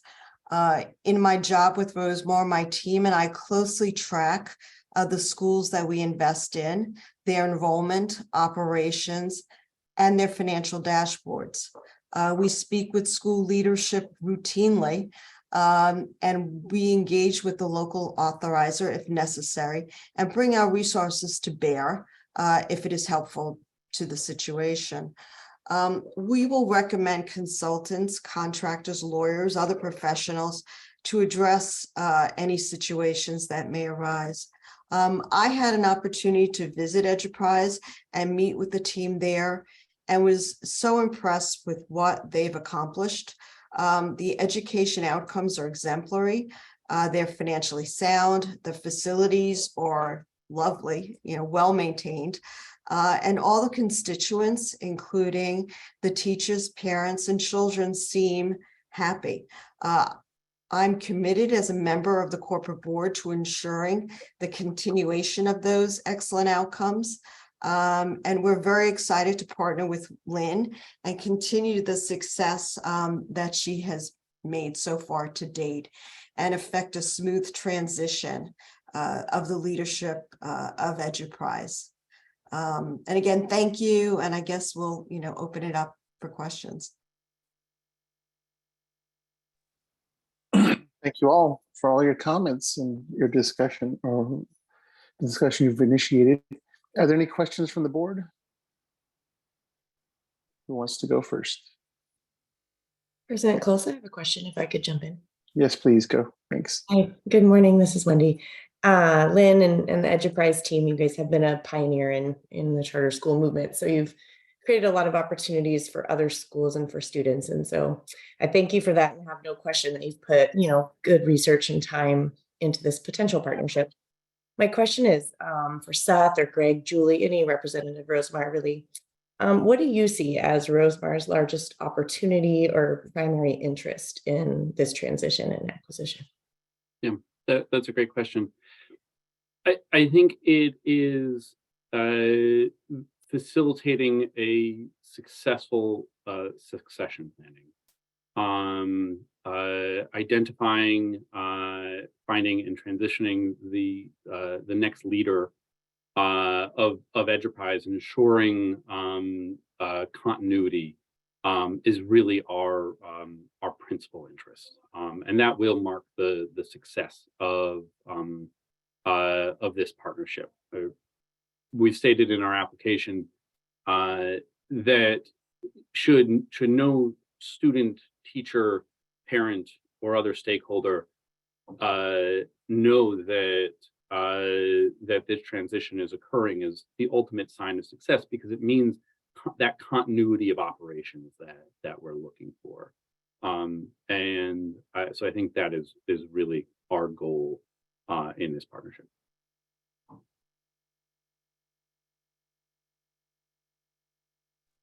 Thank you for that. This is Ms. Barr. I have several questions. Go for it. First one, so you're talking about continuity and such. I think one thing that's all in our minds is that plan is only for 2 years. School years go pretty quickly. So what's the plan after 2 years? Is it, we're going to pass the buck on to someone else? Is there a plan? Do we have plans in place for after that? Enterprise, again, has been around for a very long time. The mother of one of my oldest friends is Joyce Fox, who was a principal at the elementary school for quite some time. So I very much would hate to see this school in 2 years, this network, be like, okay, our contract's done. We're going back to Florida. So can you please address your plans for the future? Absolutely. I would similarly hate if 2 years from now that would happen. And it is our intention that Enterprise exists for another 25 years, just as it has, and continues to thrive and remain one of the top schools in the state of Arizona. We acknowledge, and again, the opportunity to partner with Lynn was brought to us and born out of Lynn's desire to transition and retire. And that's why it was important for us not to just have a transaction that had Lynn retire on day one, but give her an opportunity to play a role in selecting her successor and training that successor, so that the performance of Enterprise again remains one of the top schools in the state and continue to provide opportunity to the children of Arizona. It is not our intention to return to Florida in any respect or imagination. It is our intention to ensure that Enterprise remains one of the top performing charter schools, again, well into the future, and ensure Lynn's life work continues to be her legacy. Board Member Barr, may I expound on that too? Yes, please. You know, Enterprise is far more than Lynn Robershot. As you're mentioning Joyce Fox, you know, I mean, what an incredible human being, and so many others. Last year, I retired 2 people that have been with us for 27 years. This is a it's, as Seth says, a life's work. I would not pass this to someone that would not take care of all of my babies, including Enterprise. Interestingly enough, you've met already Jeremy Atkin, who we introduced as our associate superintendent. I am half retired now, just full disclosure. Yeah, I'm 100 years old and half retired. And these people, amazing people, are ready to take the helm. Lisa Ginn didn't give you her full bio, but from every special program on the planet, she is my curriculum program mind. Jeremy is my oversight, 30,000 feet and facilities and operations mind. The piece that we were missing to stay sustained was the business mind. We have these other great pieces, and we look to that with the Rosemar expertise. And then weren't we just surprised and delighted to find out that they have ESP in their pocket, that they have such diversity in investment in the charter market. And by investment, I don't mean money. I mean time and purpose and goals for what Enterprise can continue to offer. And so it isn't about just replacing Lynn. It is about making sure that the next steps are in place. I know Brandon Johnson could step up. I know Lisa or Jeremy could step up. But again, going to who Rosemar is, they have recommended a national search, and that after 1 year in operation, after we get through any of the other just passing of the baton, we want to make sure that whoever is the manager at the top is someone that speaks both Enterprise and governance pieces, and a business mind will help that tremendously. I very much value Seth's extreme competency in both of those areas as a charter representative coming in. Now I'm going to give you back. I think I've got my mic resolved now. This is Brandon Johnson. I just wanted to add as well that as a point of clarification, that it is not a 2-year agreement, it's a 2+2. There's a 2-year option as a contingency as we do this transition. And as the youngest member of the current board by decades, I've been on for about 10 years. I missed my little intro, but I am happy to continue my involvement. Paul has expressed his desire to continue his involvement, and even Lynn herself, beyond the agreement, because everybody believes wholeheartedly in this thing and its success. And I think for everybody but Lynn, we can all acknowledge, both where you're sitting there at the state board and us and then the new stakeholders, that we're probably not looking for one perfect piece that replaces Lynn, who got 25 years of on the job and 20 years before that in Mesa. And we're probably looking for 3 or 4 people that have business acumen and in dealings with the State Board of Ed and everything that can make up the whole package of her. And I think that's what this partnership can do. Thank you. Dr. Robichaud, as long as I have you, has this changeover been communicated to the staff at your schools or people planning on sticking around? I know big situations like this as a charter teacher myself. You know, I can understand your staff might having some concerns and starting to look elsewhere. What's the general consensus at your schools amongst the staff? So we have put it in, we made a announcement to staff months ago, and we put it in our contracts. We contract in March. So right now it says the AZ Educational LLC, which is a new entity, and Enterprise Schools LLC. So they know that they've contracted with both, because that's the other thing, Ms. Barr, is if the sad day were to occur that the charter board could not support this, you know, I still have to operate next year. So I had to have both of those there. So they're familiar with that. Currently, we've not made a global kind of announcement to students and parents, for one thing, because it still will operate as an enterprise schools. And as we've said, that is so above what their normal interaction would ever be. That wasn't an anticipated need for us. But, oh, and by the way, yeah, we have about 94% retention year to year. And for next year, we're looking at 96. So this has not caused any wrinkle effect. They're very excited about, we drink the Kool-Aid here. I'm sure most charter schools do. And they believe in their mission and their program. And I will tell you that my staff stays here and is so committed, senior leadership too, because they believe this is a model that makes a difference. And so, yes, all are committed. Thank you. President Close, this is Carlos Reese. Yes. I'd like, this is more of a comment than question. I feel like what they're doing, what's happening here between Rosemar and Enterprise. You know, the industry, as I've come on this board, you know, I've observed the charter school just as an outsider, as a community member, and it's maturing. But you have these pioneers that have created charter schools like this one that are so successful, and they really need an exit plan. And I think charter school, this can, you know, possibly be a model for those operators that are independent of the corporate type of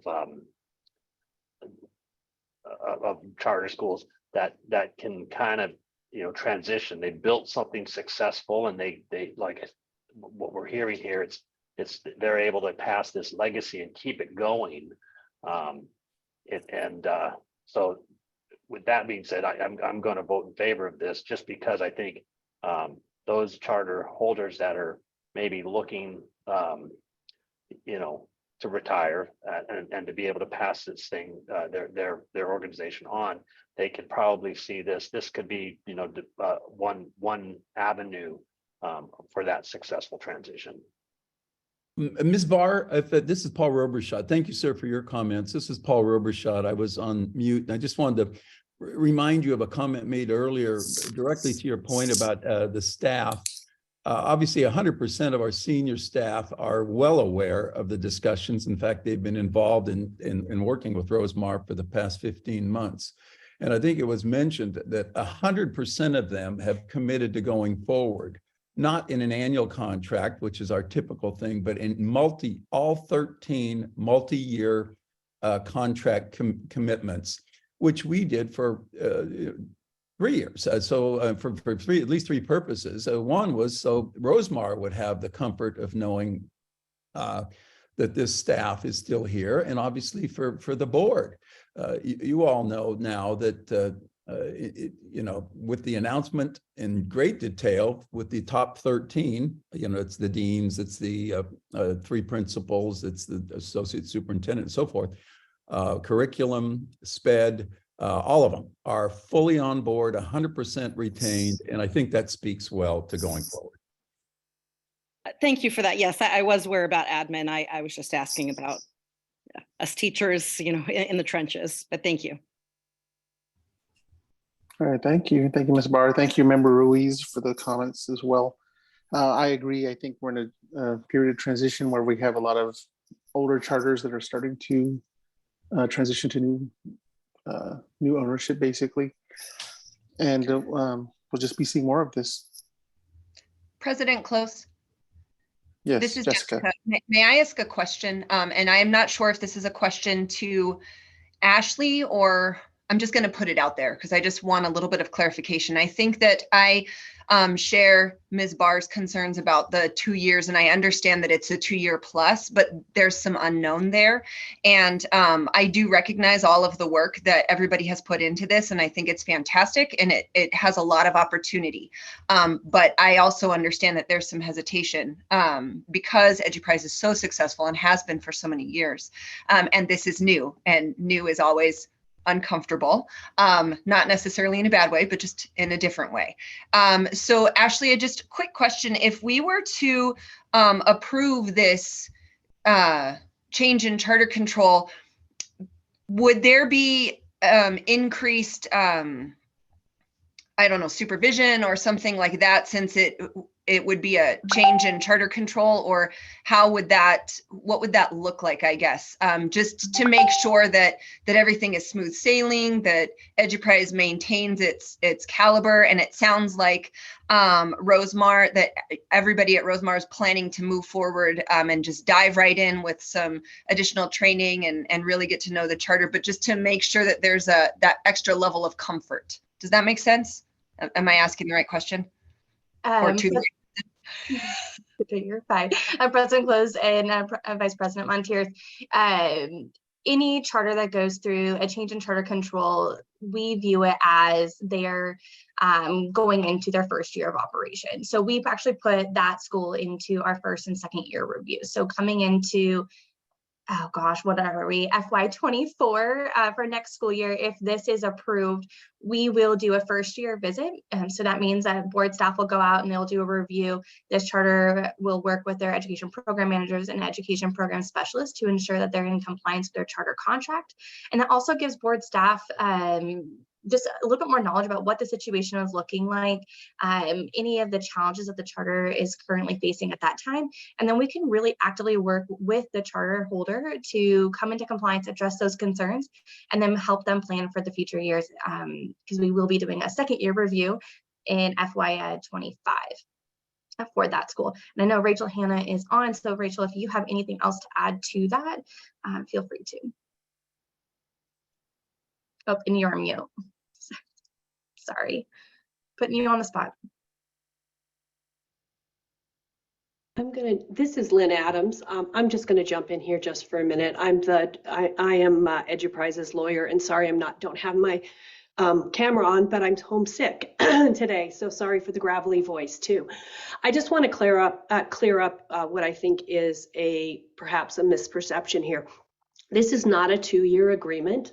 Rosemar has committed fully to serving as the corporate board forever, and has put into place a really robust school governing board that includes members with a lot of charter school operation experience in Arizona. The 2 years is really a transition period. Instead of just having, as Lynn said, having her drop off at the end of this school year and be like, okay, I'm done. The idea really is to smooth a transition over 2 years instead of having it just happen immediately.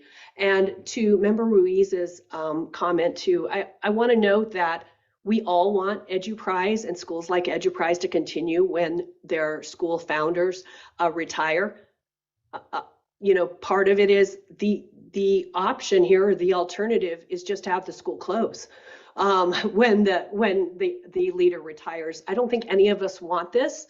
Nobody wants a school like EduPrize to cease operations because of the amazing work that they've done. And so I understand why this may make you a little uncomfortable, but the alternative is not an alternative that I think any of us want. This is an incredibly thoughtful transition. It has been, the parties have worked together for more than a year on this, And so I just offer that again. This is not a 2-year deal. This is, that is just the period of transition. I hope that's helpful. And sorry again about my gravelly voice. Thank you. And something that I'd like to add, 2 years was, we didn't start by picking 2 years. We started by thinking about what a transition process looks like, how a search would be conducted, input sought from key stakeholders, including charter leaders in the state of Arizona, and we arrived, and then how long would the mentorship or interim phase last for the Lynn successor, and that was how 2 years was picked. We didn't start with 2 years and then back into it. We really kind of thought about what should a transition period look like. Concluded that 1 year was not going to be enough. That likely also because of the nature of the school year, that it would give us a year to conduct the search and a year for training, and all of the various elements that would go into both of those elements. Grabbing the school leader and asking them to join in the middle of the year is probably not a good way to engender any type of positivity. Stealing the school leader away means that a school is left without a leader in the middle of the school year, which is not in the interest of students or Arizonans. President Close. Yes, Dr. Crockett. Carol Crockett, I do have, and something that in the interview that we conducted earlier, I just have one additional question. And that is, can you, I've had the sense from our conversations that you have a great deal of expertise in the charter school space. And so can you tell us a little bit more about that? When you started in this space, how big your portfolio is, how you've grown it, et cetera. I think that would help me a lot. Sure. Greg, would you like to take that? Or I'm happy to address that. Okay, no, I guess I can do it. Okay. We started by providing about 7 years ago by providing facilities to charter schools, primarily focusing on newer or smaller charter schools that are not, that would have difficulty accessing traditional public tax exempt bond market. That right now we have around 50 schools that we provide facilities financing to, including several in Arizona.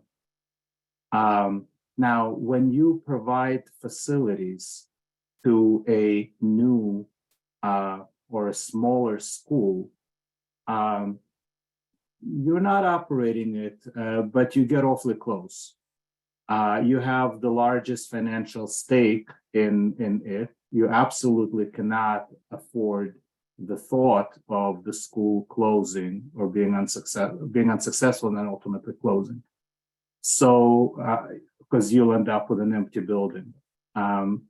So you have to get ahead of any problems.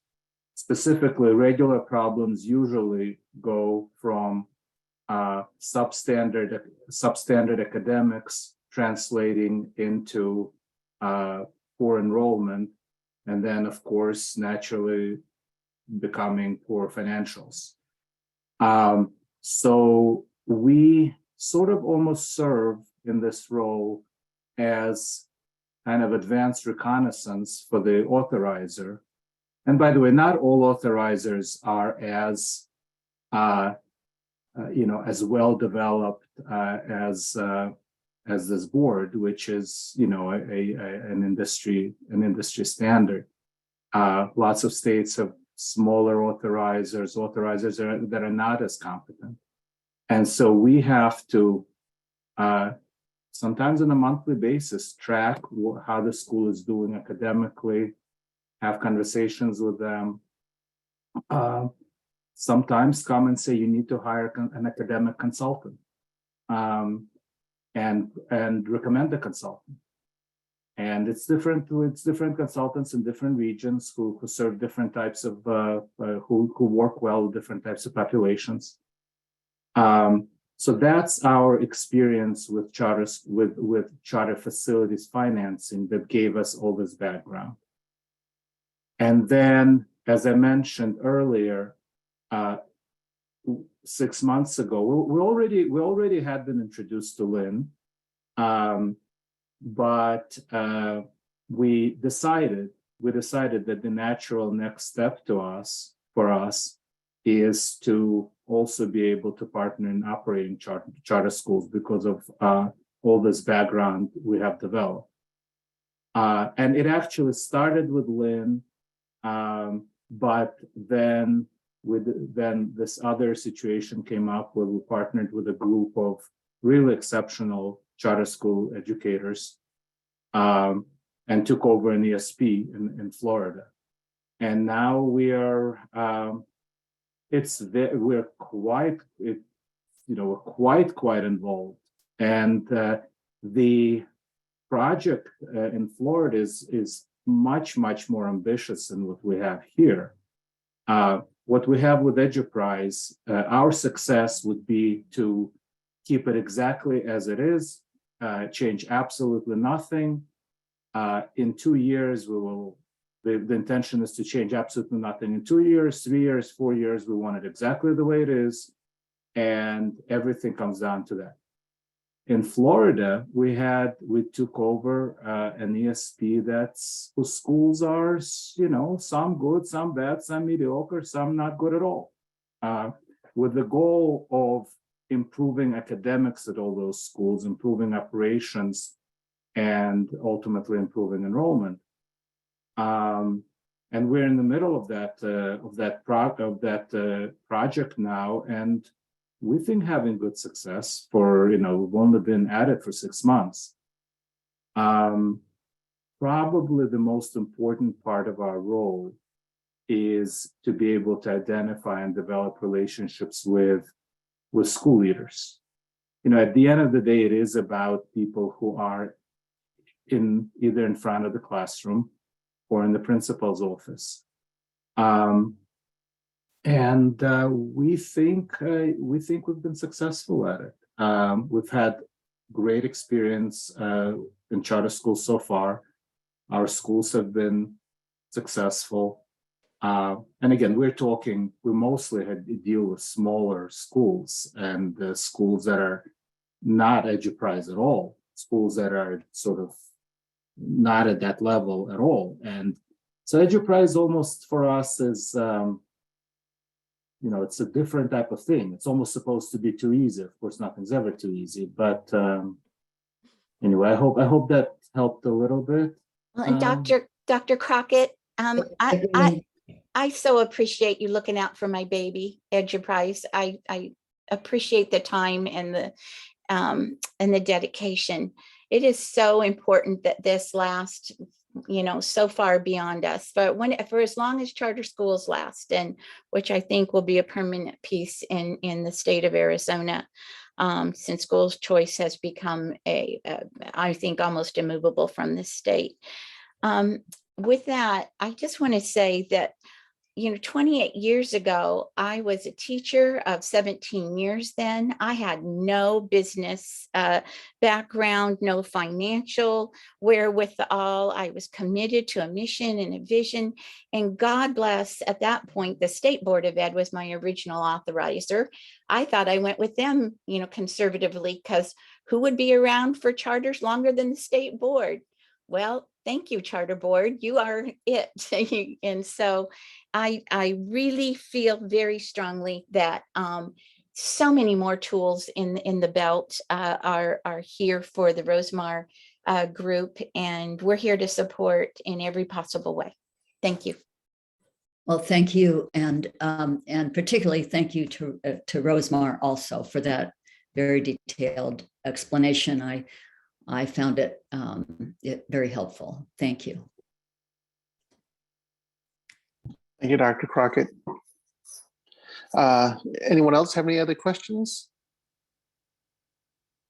I think we've had some good discussion, some good information. Is that someone else? No. Are there any other questions from the board? I think we may be ready to have a motion. All right, this is Jessica. I move based on the information contained in the board materials and presented today to approve the request for a change in charter control as presented in the board materials today for the contract of Eduprise LLC. Thank you, Jessica. There is a motion on the floor. Is there a second? I'll second. This is Board Member Stratton. Member Stratton, thank you. Go ahead and take the vote. Vice President Montier, Aye. Superintendent Designee Miller, Aye. Ms. Barr, Aye. Dr. Crockett, Aye. Ms. Foster, Aye. Mr. Ruiz, Aye. Mr. Stratton, Aye. President Close. Aye. Motion passes unanimously.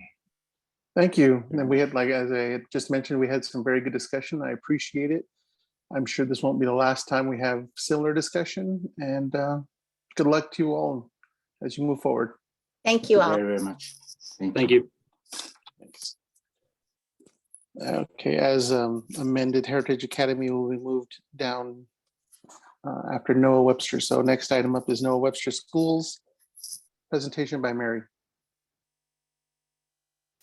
Good morning, President Close, Morning. Superintendent Designee Miller, and board members. Noah Webster Schools Mesa and Noah Webster Schools Pima have submitted amendment requests to increase the grades served from K6 to K8 for fiscal year 2025. The charter holders are requesting the grade level increase to provide consistency and continuation of the school's programs of instruction through the 8th grade, and to address the current needs of students and their families as indicated by informal parent requests and a parent survey. Noah Webster Schools Mesa does not meet the staff recommendation criteria because its ADM is not within 85% of its current enrollment cap of 1,400, and the school does not perform at or above the average performance of nearby schools in ELA and math.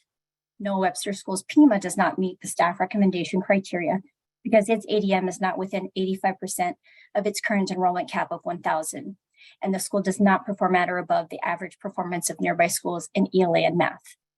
I'm available for questions should you have any. This is Ms. Barr. What is their current enrollment numbers at the schools? Currently, each school, sorry, I'm not to pull up my data.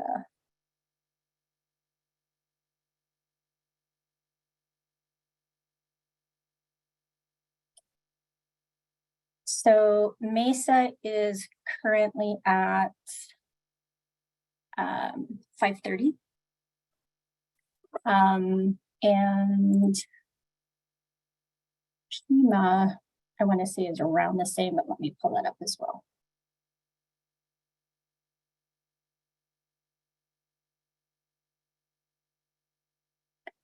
Pima is at, oh, I'm inaccurate, 272.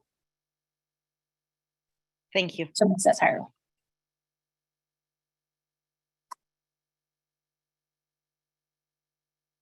Are there any other questions for me? Any other questions for Mary at this point?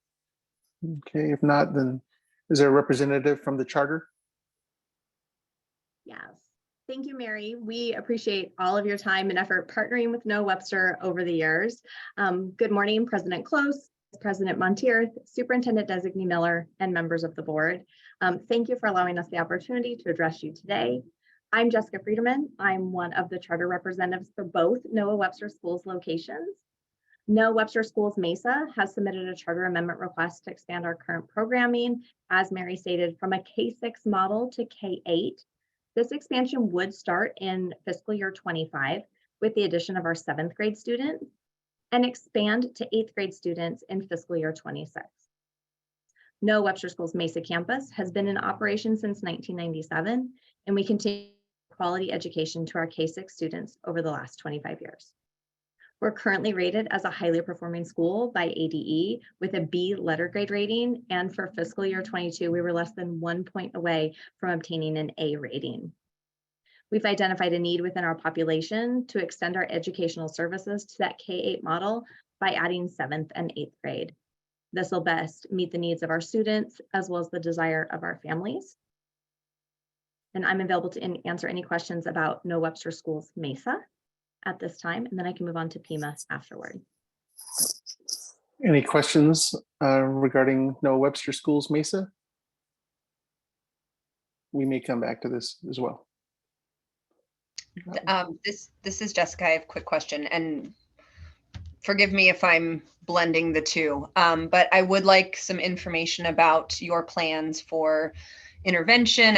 Mary stated that there were some challenges with math in particular, but also there were a couple challenges, it sounds like, as far as the data goes. So can you talk to us a little bit about that and what your plans are and how you're going to have that go through to the next couple grade levels? Absolutely. Yeah, so right now, No Webster Schools Mesa does not currently perform at or above the average performance as indicated on page 6. However, we are that highly performing B-rated school, and a lot of the performance measures are based on proficiency. While we have a decent amount of proficiency and it falls within that average range, really our success has been in the growth. So last year we saw at the Mesa campus 44.4 growth points. So really what we've been able to do over the last few years and continue in the future is to move our students. So our philosophy is when we get the students to meet them where they are and move them from there.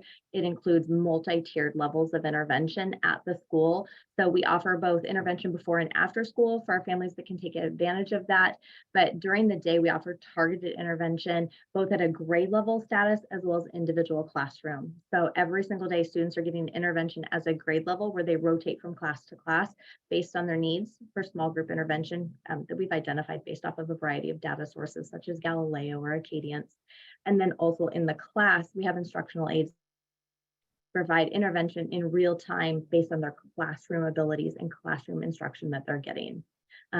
We are confident. You can see our data on, I believe the attachment is 6D. It's our ADE school report card. And that's where you can kind of see where our strength as a school, and this goes for both of our campuses, it is that growth piece.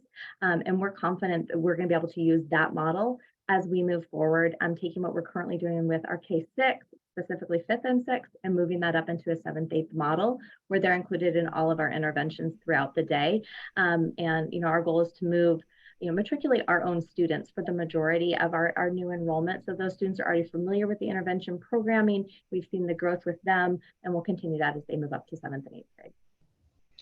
So thank you for that. It leads me to the next question, which is staffing. And probably these are going to be similar questions that we'll have on for Pima as well. So forgive me if it sounds repetitive. So can you talk to us about staffing as you start to, matriculate students? And then the other question that I have, you had mentioned that a lot of your families are requesting this. Do you have data, survey information, or how are you obtaining that information so that you could share that with the board?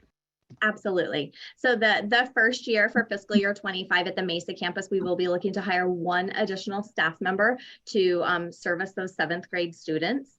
For fiscal year 26, we'll have that same 7th grade staff member, and we'll add in another 7th grade teacher as well as an 8th grade teacher. For the first year, we have enough instructional aides, whether they be falling under Title I or special education, to support that one class. When we move to fiscal year 26, we will be looking to increase our instructional aides, specifically in special education, by a 0.5 FTE educator.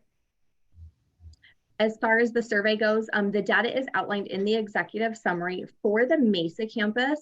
When we surveyed our families, and 79% of our families did say that they would be interested in the school moving to a 7th and 8th grade addition to our grade levels. So we're confident based on that survey, as well as our informal discussions with our parents, that it would be a really successful program, and we'd be able to have that continuing education for our students until they're ready for high school. Wonderful. Thank you so much. No problem. All right, thank you. Any other questions regarding Mesa at this moment? If not, let's go ahead and move on to Pima. All right. Well, Pima really falls under the same. So we have the same governing board, same administration leadership, just the site leadership is a little bit different, but we run the same programs at both of our schools. So again, Noah Webster Schools Pima has submitted a charter request amendment to expand its programming as well from that K-6 model to include 7th and 8th. We would fall under the same structure with 7th grade happening in fiscal 5 and 8th grade starting in fiscal year 26. While No Webster Schools has been in operation since 1997, we replicated and opened our Pima campus, which is in Scottsdale, in 2014. It is located on the Salt River Pima Maricopa Indian Community tribal land, and we've been able to provide quality education to our students there, K-6. And again, they are also rated a highly performing school by ADE with a B letter grade rating. We've surveyed our families there as well. And at that campus, we had a little bit higher interest in the program. And for that campus, the parents were interested. We had 85% of our families that were interested in continuing a 7th and 8th grade over there. And staffing would look similar, just a little bit different. We're still looking to add that 7th grade teacher the first year. And then depending on enrollment after that, the projected enrollment has us looking at a fuller 7th grade for fiscal year 26 and adding that 8th grade. So just adding 2 teachers by fiscal year 26, as well as a little bit of an increase with instructional aides, as you can see on the staffing chart. This is any questions? Jessica, go ahead. Sorry, jumping the gun. So sorry. No problem. Keep it rolling. I had another question and I was going to ask it before we discussed Pima, and now it clicked and reminded me. Talk to me about your how you plan to integrate those new staff, whether it's the instructional aides or the teachers, what the training looks like for that, because obviously the culture is specific to your school, so we want to make sure that they're assimilating and helping with the growth if the board approves that. So. Absolutely. So regardless of the campus, any new staff that comes on with us, whether they are teachers or instructional aides, we really have a support plan that we put in place for them. And what that looks like is for training, we're always going to have our summer training like most schools. We're about a week and a half. During this time, we build in team building activities and things for them to be able to integrate with other coworkers that they're going to have regardless of their department. So teachers will have some time to do team building with the other classroom teachers, instructional aides with those departments as well. And then classroom teachers are assigned a new teacher mentor. So regardless if they've been teaching for 20 years or this is their first year out of school, if they're new to No Webster, we are the No Webster Wildcats. So they get a Wildcat mentor, and that's someone that'll be their go-to and their support outside of their principal, their assistant principal, their curriculum coordinator. This is someone that's just their one-on-one person that they can meet with.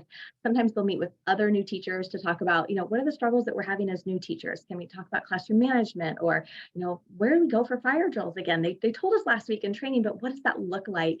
And really allows them to assimilate to the culture that we have here at No Webster School, learn the logistics of the campus. And of course, they keep admin involved if there's any additional supports we need to put into place. In those classrooms, we partner with Leader and Me. And so we also have a good amount of staff culture that's run by other staff members outside of administration. And so they do really monthly activities, whether it's, putting positive notes on people's doors to include all staff or doing a staff potluck. So some of those things that really generate staff culture, and they make sure they pay extra attention to those new staff members to make sure they're not feeling left out and that everybody's getting to know them. Did that answer your question, Jessica? Okay. Yes, ma'am. Thank Good. you. All right. Any other questions from the board for Mesa and Pima or Pima?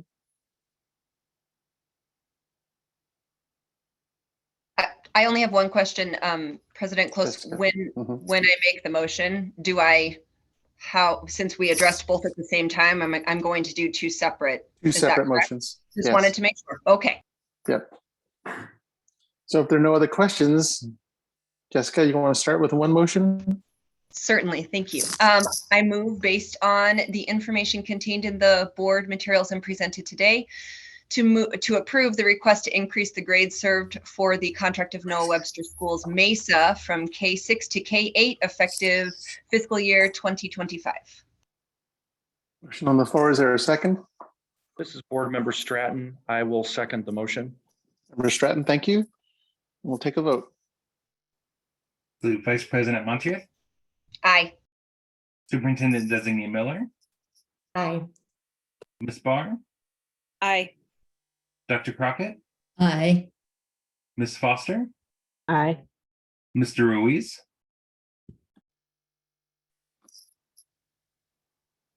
I'm sorry, Mr. Ruiz, Sorry, aye. Mr. Stratton, Aye. President Close, Aye. motion passes unanimously. Very good. Thank you. And Jessica, do you have a motion for PIMA? Yes, sir, I do. I move based on the information contained in the board materials and presented today to approve the request to increase the grades served for the contract of Noah Webster Schools PIMA from K6 to K8 effective fiscal year 2025. Again, motion on the floor. Is there a second? I'll second the motion. Board Member Stratton. Thank you, Member Stratton. And we'll go ahead and take the vote. Vice President Montier, Aye. Superintendent Designee Miller, Aye. Ms. Barr, Aye. Dr. Crockett, Aye. Ms. Foster, Aye. Mr. Ruiz, Aye. Mr. Stratton, Aye. President Close, Aye. motion passes unanimously. Thank Good. you very much. Thank you. And good luck. Okay. I believe now we are at Heritage Academy. And will they all be presented by Rachel? Yes, I will be presenting all 4 items. So I want to be Thank clear, you. although the slide currently says replication application, we're going to talk about all 4 together. So Heritage Academy Inc. has submitted 4 items to be considered by the board at this meeting. First, the charter holder has submitted a transfer application to move the Heritage Academy Maricopa School to its own contract to be held by Heritage Academy Maricopa Inc. The new contract would be approved to serve grades 6 through 12 and have an enrollment cap of 930. In this transfer, no changes would be made to the school operations or program of instruction. Second, the charter holder has submitted a replication application to be granted a new contract to open a new school. This replication application, in conjunction with the new school and grade level change amendments, is intended to allow the charter holder to begin operations at 2 school sites that are currently operated by another charter holder that is intending to surrender its contract at the end of the fiscal year. If the replication is approved, the new contract would be held by a new entity, Heritage Academy Point Inc., and would operate 1 school, Heritage Academy Point, serving grades 7 through 12 with an enrollment cap of 750. The new school and grade level change requests to add Heritage Academy Pinnacle to Heritage Academy Inc.'s existing contract, a school which would serve grades K through 8 in Glendale. These amendment requests do not meet the staff recommendation criteria because Heritage Academy and Heritage Academy Maricopa do not perform at or above the average performance of nearby schools in math of the proposed school's location. Essentially, if all items are approved by the board, Heritage Academy Inc. would add a new school serving grades K through 8 to its existing contract and be approved for 2 new contracts, Heritage Academy Maricopa Inc. and Heritage Academy Point Inc., each operating a single school site. I know there's a lot going on here, so if there are any questions, I'm happy to answer them. Are there any questions for Rachel right now? If not, is there a representative from the charter?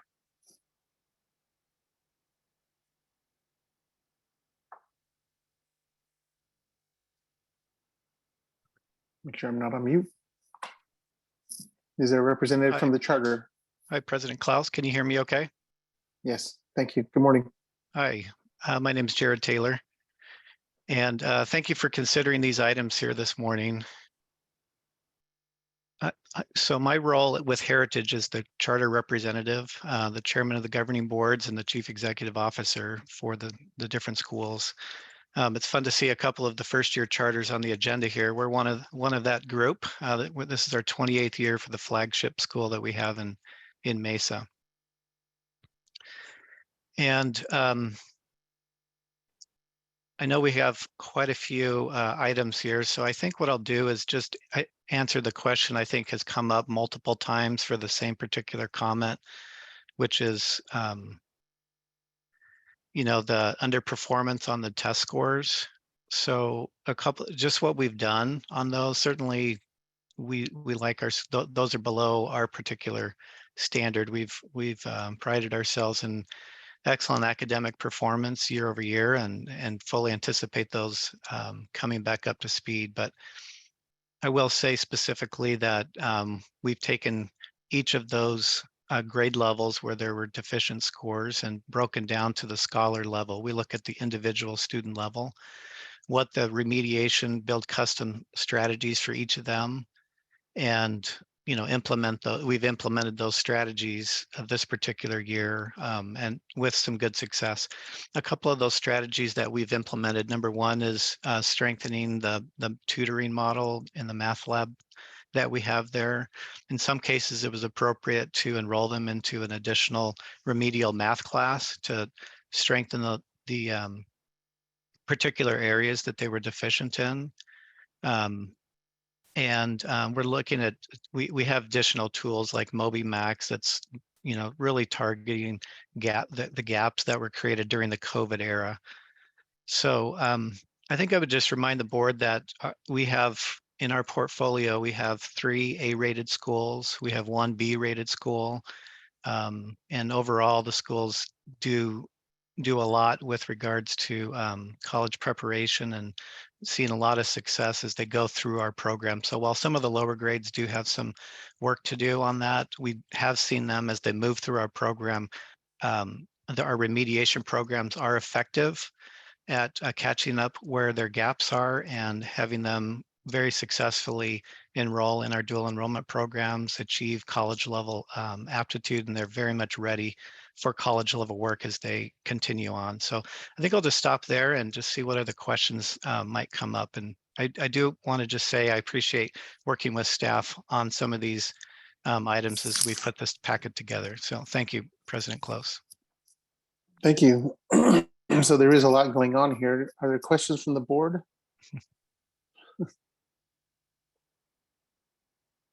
Any questions? Everything all sorted out? This is Jessica. Sorry, I just have a couple questions about staffing, just to see, what your thoughts are as far as there is a lot happening. And I just want to know how everyone's feeling about it, not necessarily everyone on the board, but to use, to steal Ms. Barr's phrase, the teachers in the trenches, the people in the trenches. How is everyone feeling about this situation and the movement, what's going on?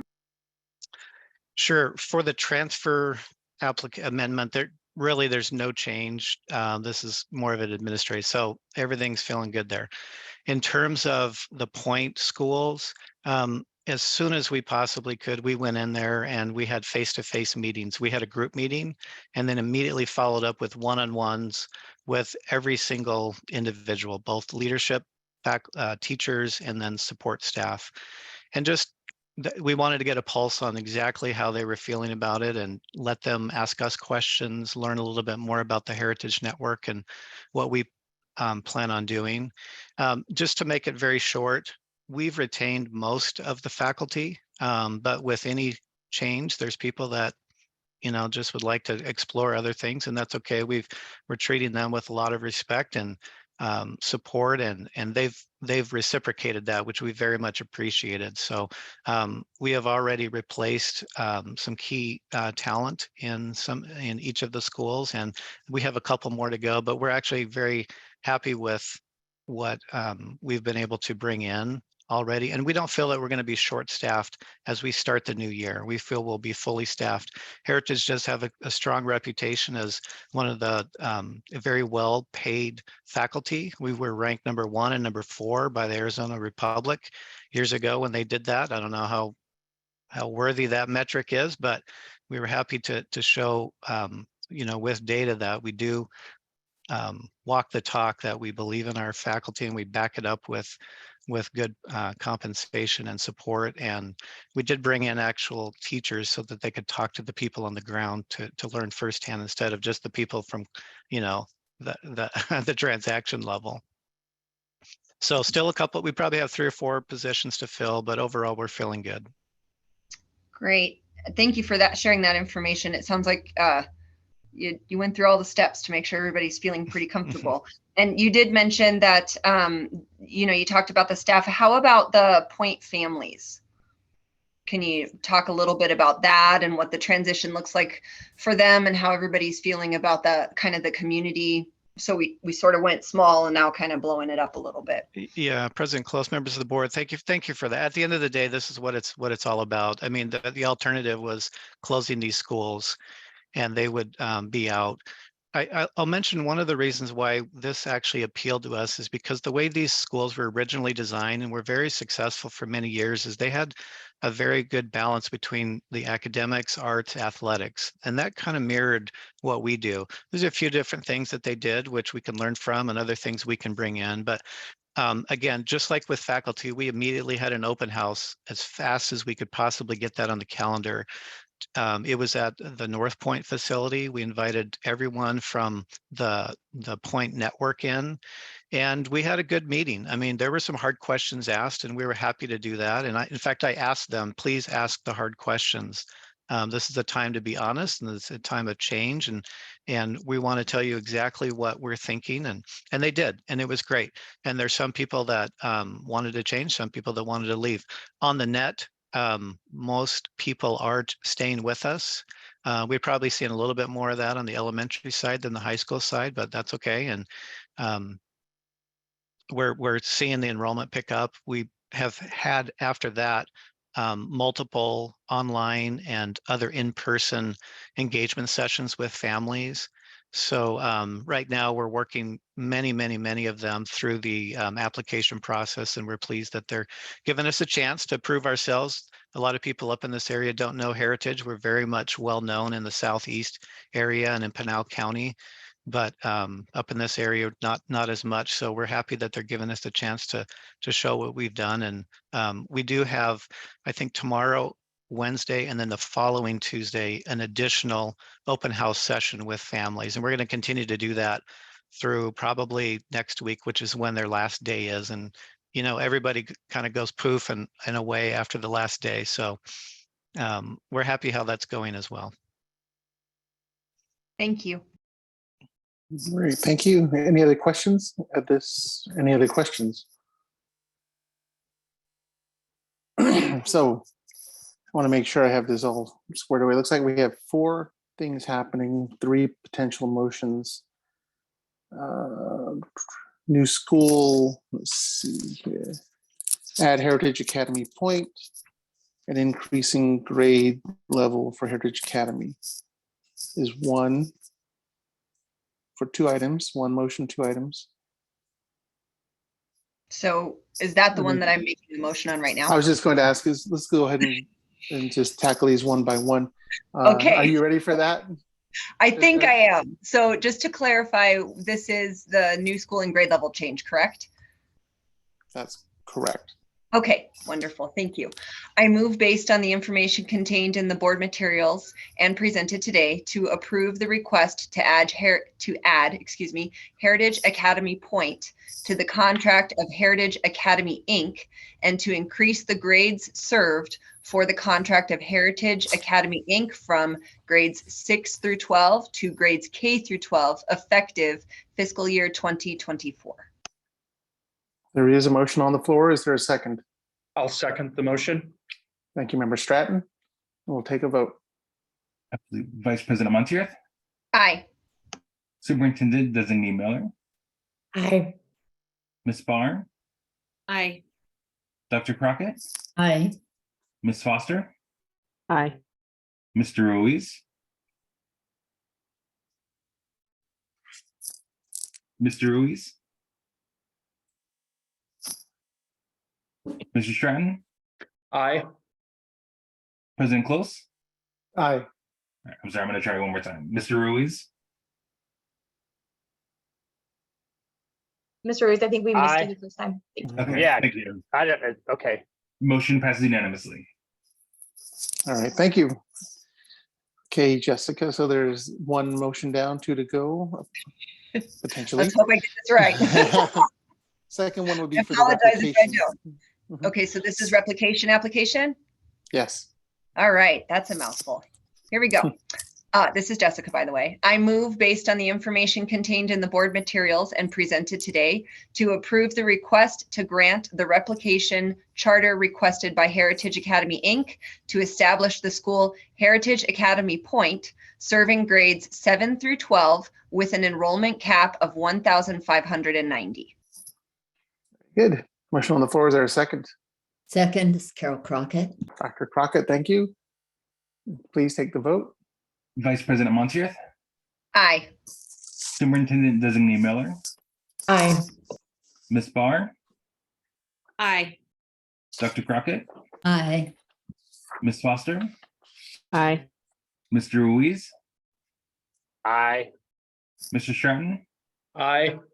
President Close. Aye. Motion passes unanimously. Very good. And then finally, one more for transfer. All right. This is Jessica. I move based on a review of the information provided by the representatives of the charter holder and the contents of the application package to approve the transfer application package and grant a contract to Heritage Academy, Maricopa, Inc., serving grades 6 through 12 with an enrollment cap of 930. Very good. Motion on the floor. Is there a second? This is Ms. Barr, I second. Thank you, Ms. Barr. And Aaron, please take the vote. Vice President Montier, Aye. Superintendent Designee Miller, Aye. Ms. Barr, Aye. Dr. Crockett, Aye. Ms. Foster, Aye. Mr. Ruiz, Aye. Mr. Stratton, Aye. President Close. Aye. Motion passes unanimously. Good. Heritage, thank you for all your effort and good luck. If they're there. Thank you, President Close. Take care. And with that, we have moved on through to item L, charter renewals. And the first one up is Daisy Education Corporation, presentation by Patty.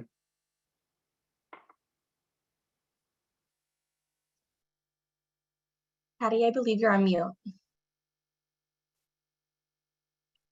Okay, let's try that again. I do apologize.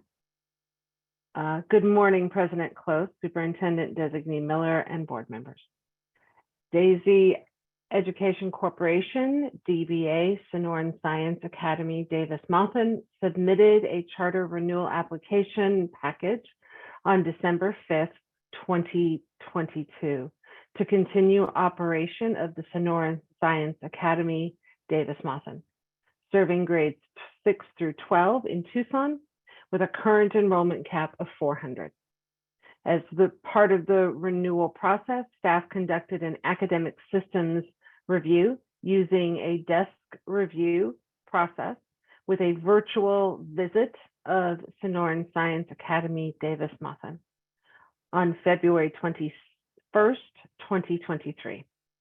During the academic systems review, specific areas of the charter contract are reviewed to ensure a charter holder is in compliance. The charter holder was in compliance in all areas. The charter holder currently meets the board's academic, operational, and financial performance expectations. I am available for any questions that you have of me. Are there any questions from the board at this time? Not as a representative from the charter? Hello, yes, can you hear me okay? Yes, good morning. Good morning. Hi, I'm Mr. Kelly, the principal here at Sonoran Science Academy, Davis-Monthan. Good morning, Mr. President, honorable board members, charter board staff, ladies and gentlemen. So thank you for allowing me to share with you today a little information about SSADM. The name of our school alone provides an inkling of just how unique it is, even by charter school standards. Opened in 2009 on Davis Monthan Air Force Base, SSADM is part of an exclusive group. According to DODEA, the Department of Defense Education Activity, there are currently just 8 charter schools operating on a United States military installation, with SSA Davis Monthan being the only such school in the state of Arizona. In 2009, SSADM was also the first charter school on a military base to serve high school students, and today it is still the only such school in the nation. SSADM is a replication of the first Sonoran Science Academy located in Northwest Tucson, and that replication was a direct result of an invitation from base officials and military families to bring our organization's STEM and college prep education focus onto the base in Southeast Tucson, making it more accessible for military families. Our school is proud to serve our military affiliated students, but as a public charter school in Arizona, we also serve non-military families as well. For our off-base families and staff, myself included, that means submitting to an annual background check, factoring in extra commute time in the morning to process through base security, and being bound by base rules and regulations in addition to those of the school. Yet despite those additional requirements and our lack of visibility, we are not on a public street and you can't just show up on our doorstep. Our enrollment has continued to grow throughout each of the past 3 years, and we currently have a waiting list in a few of our grades on the high school level. Our school philosophy is that if we place our emphasis on systems and school culture, then we provide the foundation for every one of our students to walk a supported path to success. In the academic arena, that philosophy is reflected in our STEM-focused curriculum, which emphasizes STEM skills that students will need post-high school, regardless of whether their plans take them directly to a career or to college. That philosophy has been reflected in our adoption of Beyond Textbooks framework for standard spacing in math and English language arts, and the implementation of advancement via individual determination, better known as AVID, at our school. Last year, we also introduced student-led parent conferences at our campus, and this year, with the AVID component to those conferences, students are now expected to meet with their parents and the advisor, providing a work sample of their choice and connecting it to any one of the writing, inquiry, collaboration, organization, or reading, better known as WICR, learning elements of AVID, and speak to how this reflects on their goals, successes, opportunities for growth, and their current grades. We believe that the student-led conferences are actively working to foster accountability, ownership, and a growth mindset in our students, and the feedback from these conferences has been very positive from parents as well. As a STEM school, but also as a purposefully small school, we are very proud of some of our unique computer science and engineering course offerings. In addition to engineering courses that start at the middle school level, we offer dual enrollment Engineering 102 in partnership with the University of Arizona, and our students participate in the annual Racing the Sun competition, a college preparatory hands-on innovative engineering program that challenges high school students to design, build, and race electric and solar-powered go-karts. The team has consistently received awards at this competition, and the team's makeup reflects our commitment to breaking down stereotypes and fostering diversity in middle and high school STEM education.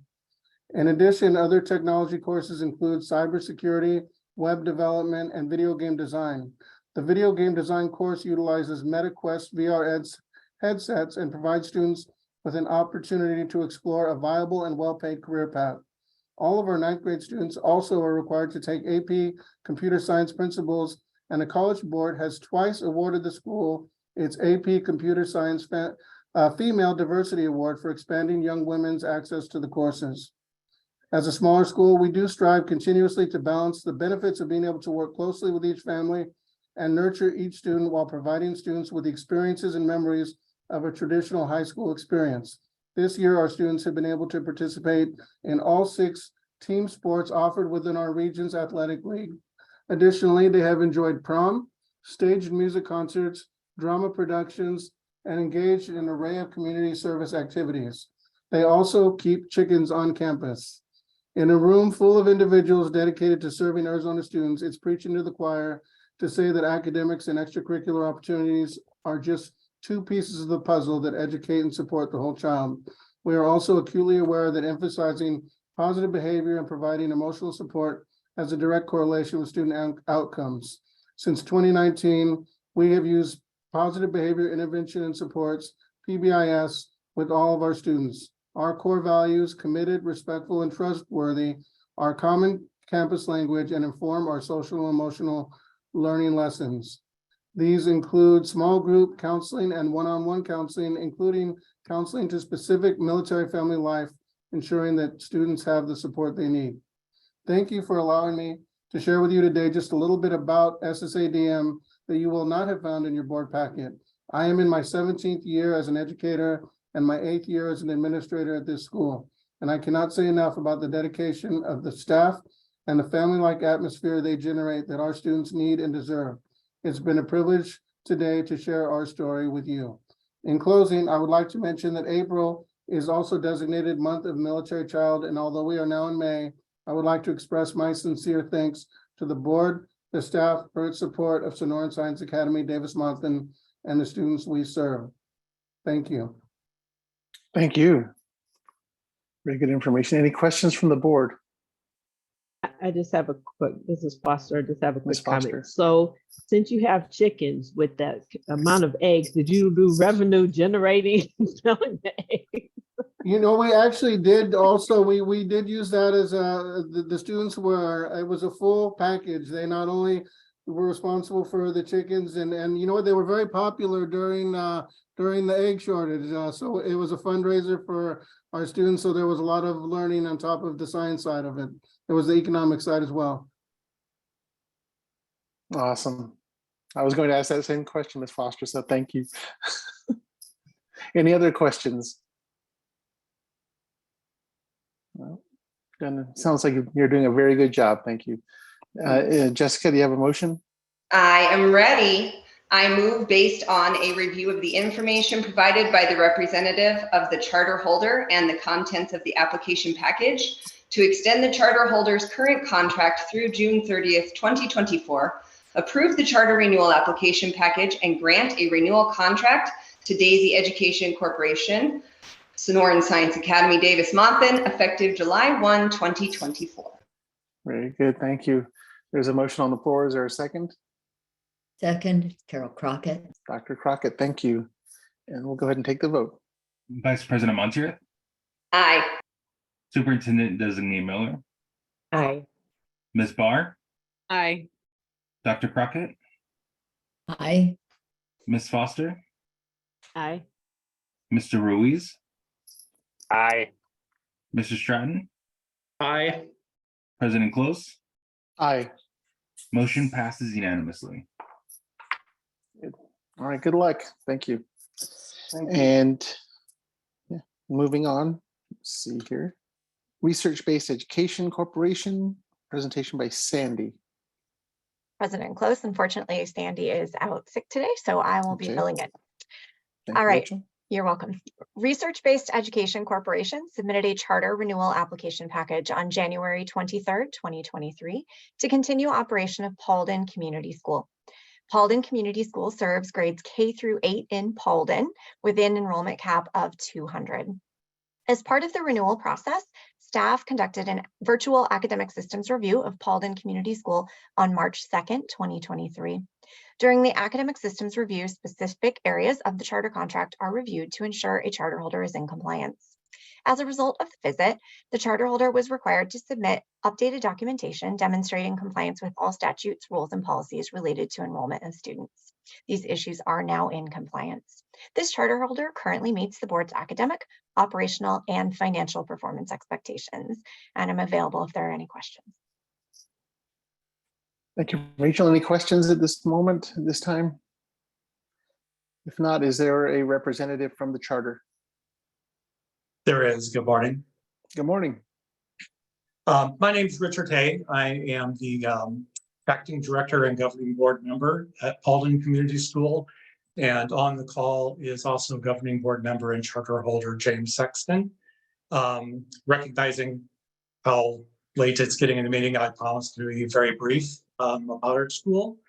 Paulden Community School, the number one question we get asked is, where is Paulden?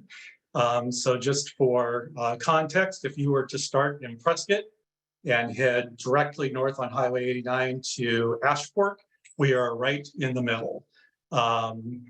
No stop sign, no red light, nothing. You just go 65 miles right past and you've seen Paulden. Paulden Community School serves about 90% of the Paulden, or I should say 90% of the Paulden school community lives in Paulden, and a smaller number is transported from the community just south, which is Chino Valley.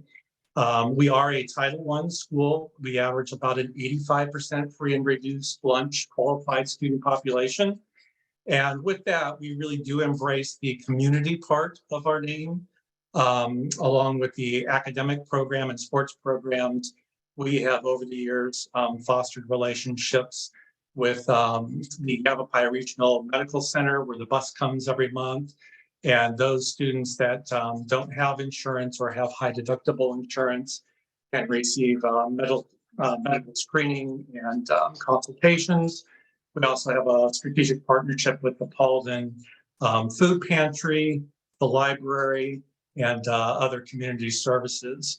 For the last, I would say 2.5 years, as we have kind of reemerged post-COVID, it's been very gratifying to watch our community and especially parent engagement really increase.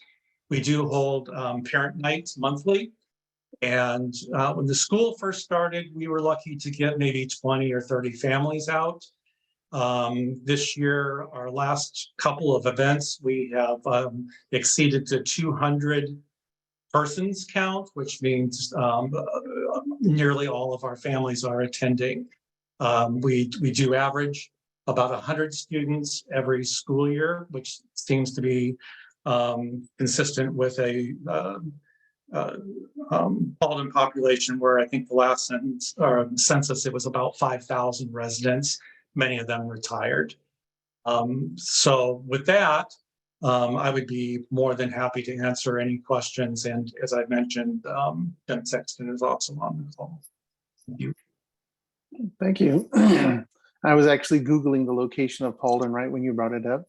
I was familiar it was near Prescott. I didn't realize it was as far north as it is actually. So it's almost exactly halfway between Ashford and Ashford.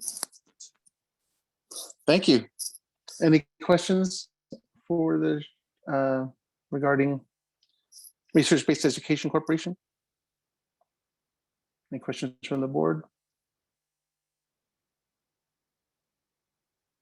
If there are none, is there a motion? This is Jessica.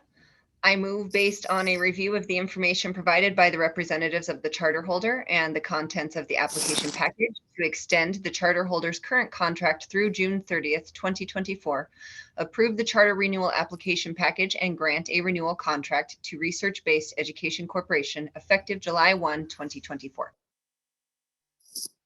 Good. There's a motion on the floor. Is there a second? I'll second. This is Board Member Stratton. Thank you, Member Stratton. We'll take the vote, please.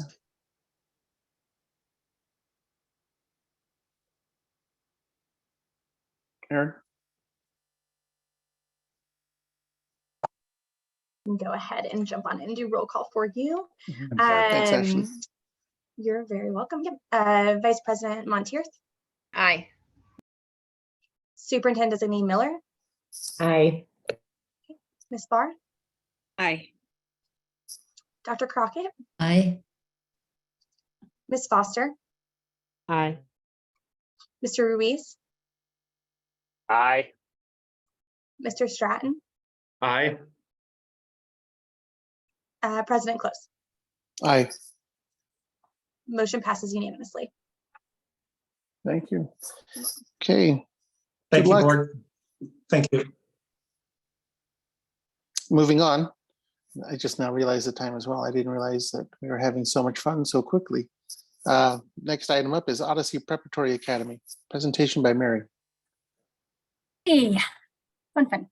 President Close, Superintendent Designee Miller, and board members, the Odyssey Preparatory Academy, Inc. submitted a charter renewal application package to continue operation of the Odyssey Preparatory Academy, the Odyssey Preparatory Academy Goodyear, the Odyssey Preparatory Academy Sienna Hills, and Odyssey Institute for Advanced and International Studies.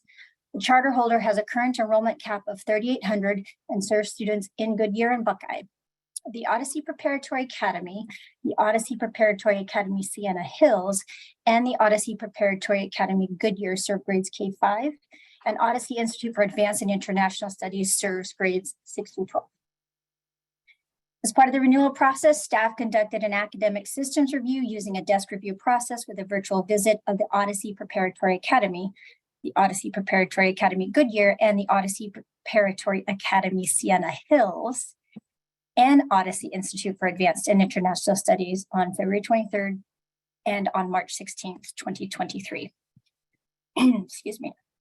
During the academic systems review, specific areas of the charter contract are reviewed to ensure a charter holder is in compliance. As a result of the visit, the charter holder was required to submit an updated enrollment packet and parent-student handbook. Documentation was submitted on April 21st, 2023, and the issue is now in compliance. The charter holder currently meets the board's operational and financial performance expectations. However, the charter holder does not currently meet the board's academic performance expectations due to the Odyssey Preparatory Academy Goodyear, the Odyssey Preparatory Academy Sienna Hills, and the Odyssey Institute for Advanced and International Studies being in targeted school improvement for fiscal year 2022. I am available for questions should you have any. This is Ms. Bart. So Mary, this is quick question, clarification. Yep. Odyssey, so Goodyear, Sienna Hills, and Institute for Advanced International Studies, are they all in targeted school improvement or just the last one? All three, all three, all but all three. One school is not in target school improvement, and that's the Odyssey Preparatory Academy. Okay.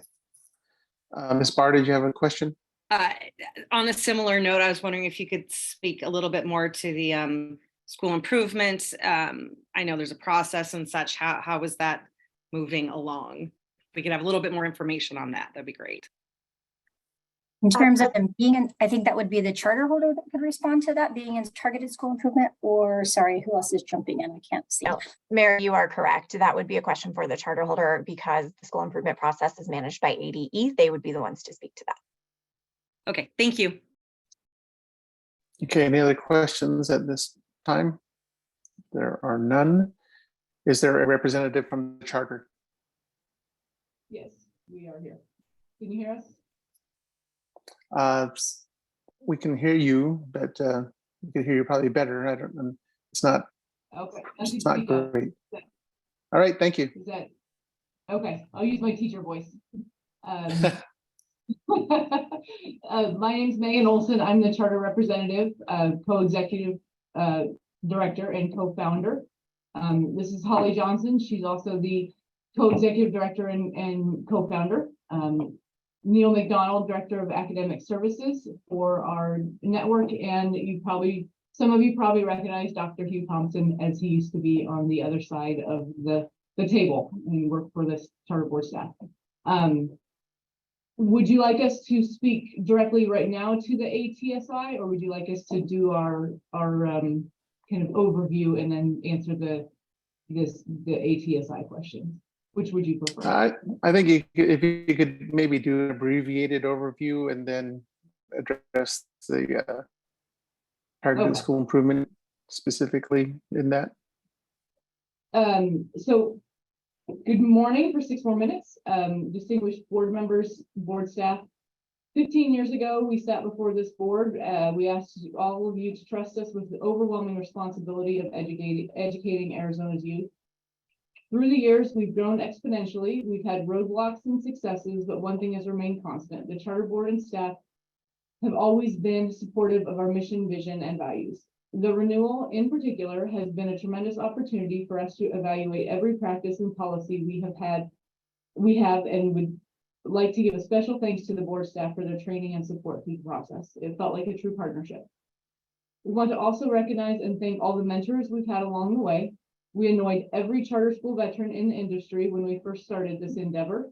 We had the privilege of meeting and admiring Greg and Pam Miller from afar and meeting them at one of the Charter Association's first conferences.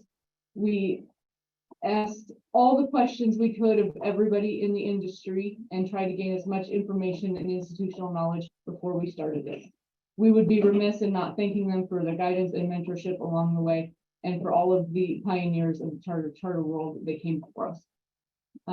As we sit here today asking for the ability to continue educating over 3,400 scholars on a daily basis, we fully acknowledge that our job is not done.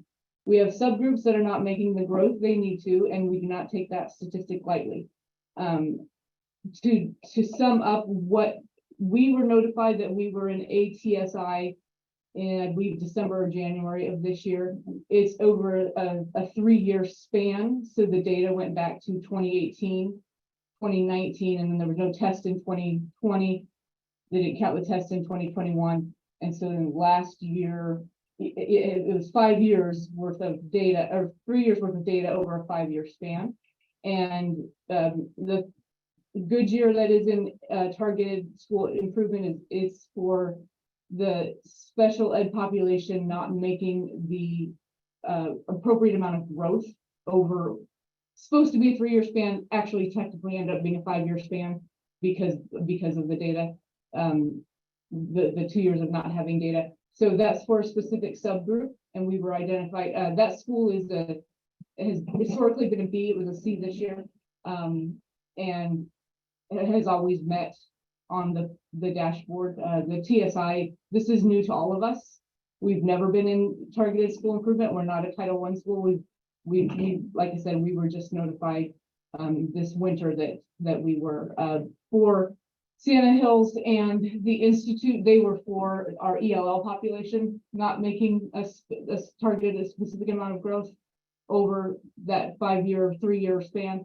And so it's those two subgroups that are put us into the TSI, the ATSI. It's not full school improvement by any means. It's for those subgroups. And the Odyssey Institute for Advanced and International Studies is a B, a letter grade B. Sienna Hills is letter grade A, and our first campus is a letter grade of a B. So our overall schools are performing and highly performing, but we do have areas of weakness and growth in those subgroups. We have not, like I said, this is our first year to ever be in this, and it happens to be our renewal year. And that, of course, it's never good timing, and it's never good to be in targeted school improvement, but this certainly was not ideal. But I will introduce Neil. He came to us from an organization called the New Teacher Project, TNTP. And he and Dr. Thompson have been working with ADE on how to, our plans and submitting all of our plans and improvement plans to move those subgroups. So we've got a ton of things going on to make sure those subgroups move the appropriate amount that they do, and they're close. And we could be out of it as soon as this year, as soon as we get the data back, and we're hoping that that is in fact the case, because none of us are satisfied with having any red anywhere on our dashboards ever, as Mary can attest to. It's not my favorite color. So that's if you guys would like to hear more about the specifics of what we're doing to address those needs, we're happy to expand. I know it's been a long meeting already, and you still have more agenda items to go. We're happy to expand on what we're doing, but from our standpoint as an executive team, we do not take it lightly, and we've not been in TSI for multiple years. It just happened to be this year. So, well, I'll leave it up to the board. Personally, I think you gave some good information, and you gave it a much better context than what we had before you spoke. So anyone from the board, is there any additional information or clarification you would like, or any questions you want answered? This is Jessica. I just want to follow up on statements that were made. What can you talk us through a little bit more specifically? I know you said you were going to turn it over to one of your colleagues there to talk more specifically about how what you're doing to, you know, rectify the red, I guess, so to speak. To go green, to get green. Yeah, so thank you for asking that question. And I'm Neil McDonald, the Director of Academics for the Odysseys Network. And before even knowing that we were in ATSI, one of the changes that we implemented across all of our Odyssey schools this year was a brand new teacher rubric that specifically looked at what was taking place in the classroom. And so shifting away from what teachers are doing behind the scenes to more of what is taking place in the class, and really seeking to understand the answer to the questions of, is there a culture of learning that's in place? Are scholars responsible for owning the heavy thinking and the cognitive lift of the lesson? With those changes for this year, we decided, Dr. Thompson and I, after much conversation and deliberation, decided that we wanted to stay the course this year to see the impact, the overall effect that that rubric and the feedback, the volumes of feedback that teachers have received from their principals all year long. We wanted to take our change one step at a time and see how that would positively impact our scholars. After we found out that we were identified as ATSI schools, we began the conversation related to unpacking our interventions and making sure that our tier 1 and tier 2 MTSS materials were strongly aligned. And that led us to something that we'll be taking a deeper dive into over the summer, which is navigating and making sure that all of those pieces fit coherently and cohesively, because instructional coherence is a foundational cornerstone for scholar achievement, but also for accelerating learning gains and mitigating losses created by COVID and those interruptions to the instructions. For next year, we're also taking a much more differentiated approach to our professional learning so that teachers who have scholars with disabilities as well and or multilingual learners in their classrooms, they'll be receiving targeted professional learning every month and also have access to our court directors of scholar services and multilingual learner supports in order for them to receive targeted feedback that will support them in meeting the needs of our scholars who are at risk, historically underserved, and who are at risk of us not meeting their educational needs. Thank you for giving all of that information. Okay. Are there other questions from the board? President Close, if I could have the floor for just a minute. This is Wendy. As the superintendent designate, I would just like to speak a little bit to the school improvement process through ADE. The current administration has expanded the school improvement unit to include more opportunities and resources for schools that are partnered with them in that process. And Odyssey's done a great job at speaking to a few of the changes they've already put in place, but the school improvement unit through ADE has coaching for the school leaders and teachers, does assist the school in reviewing the data and progress monitoring systems, and then also ensuring that there's capacity within the schools that they're partnered with to continue and review the data moving forward to help overcome some of those barriers. So I just want to speak a little bit to what ADE is doing to support the schools that are entered into the improvement process. Thank you. ADE has been a tremendous support through all of this. Thank you. It's felt like a good partnership. All right, thank you. Any more questions or comments? If there are none, is there a motion? This is Jessica. I move based on a review of the information provided by the representatives of the charter holder and the contents of the application package to extend the charter holder's current contract through June 30th, 2024, approve the charter renewal application package and grant a renewal contract to the Odyssey, Preparatory Academy, Inc., effective July 1, 2024. There is a motion on the floor. Is there a second? I'll second the motion. Member Stratton, thank you. We'll go ahead and take the vote. Vice President Montier, Aye. Superintendent Designee Miller, Aye. Ms. Barr, Aye. Dr. Crockett, Aye. Ms. Foster, Aye. Mr. Ruiz, Aye. Mr. Stratton, Aye. President Close. Aye. Motion passes unanimously. Good. Congratulations. Thank you. Thank you so much. Take care.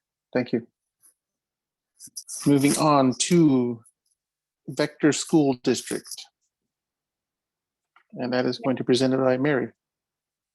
It's actually Lori. Oh, sorry. No I'm problem. sorry. Gotta change the page here. I have a whole bunch of paper in front of me here. I know there's a lot. President Close, Superintendent Designee Miller, board members. Vector School District, Inc. submitted a charter renewal contract or charter renewal application package on January 19th, 2023 to continue operation of Vector Prep and Arts Academy with a current enrollment cap of 350. Vector Prep and Arts Academy is an alternative school serving grades K through 6 in Chandler. As part of the renewal process, staff conducted an academic systems review using a desk review process with a virtual visit of Vector Prep and Arts Academy on February 16th, 2023. During the academic systems review, specific areas of the charter contract were reviewed to ensure a charter holder is in compliance. The charter holder was in compliance in all areas. The charter holder currently meets the board's financial and operational performance expectations. However, the charter holder currently does not meet the board's academic performance expectations due to being identified for targeted school improvement in FY 2022 for performance of the subgroup of Native American students. Due to its alternative status, the State Board of Education not having an approved letter grade model for elementary level alternative schools, the charter school did not receive a letter grade. I'm available for any questions you may have. This is Ms. Barr. I'm assuming my questions about the school improvement is that's for the charter holder, just to make sure I'm not missing anything. Yes. All right. Any other questions at this moment? If not, is there a representative from the charter? Yes, hello, Mr. morning. President and distinguished members of the board. This is Swen Anderson. I'm the charter holder representative for Vector Prep and Arts. Thank you for having us here today. I'll give you a little bit about Vector Prep and Arts here and then open it up to any questions you may have. The mission of Vector Prep and Arts is to provide students, to include at-risk students, as Lori mentioned. A lot of our students are behind academically, who will benefit from individualized instruction and the families that we serve with the high-quality college prep educational programs and services to stimulate lifelong learning while developing character through academics, athletics, and the arts. As you can tell by the analysis of the ASBCS staff, we meet necessary criteria. We have worked diligently over the years to ensure that we are financially, operationally, and academically exceeding as best we can. And we've done this primarily by having a focus on our school improvement process, which involves all of our stakeholders. It's ultimately critical for us to achieve this collective buy-in across our organizations, because without this, any collective buy-in, our road becomes more difficult to improve as an organization. Our high-level key goals are to not just have this collective buy-in, but really to grow the collective buy-in, to continue to improve our instructional practices and resources.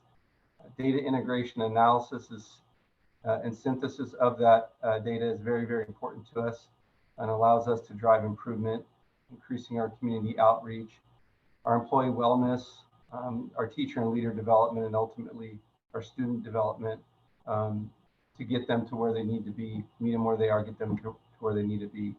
So we're grateful to have this opportunity to be here and ensure that all students can achieve their dreams.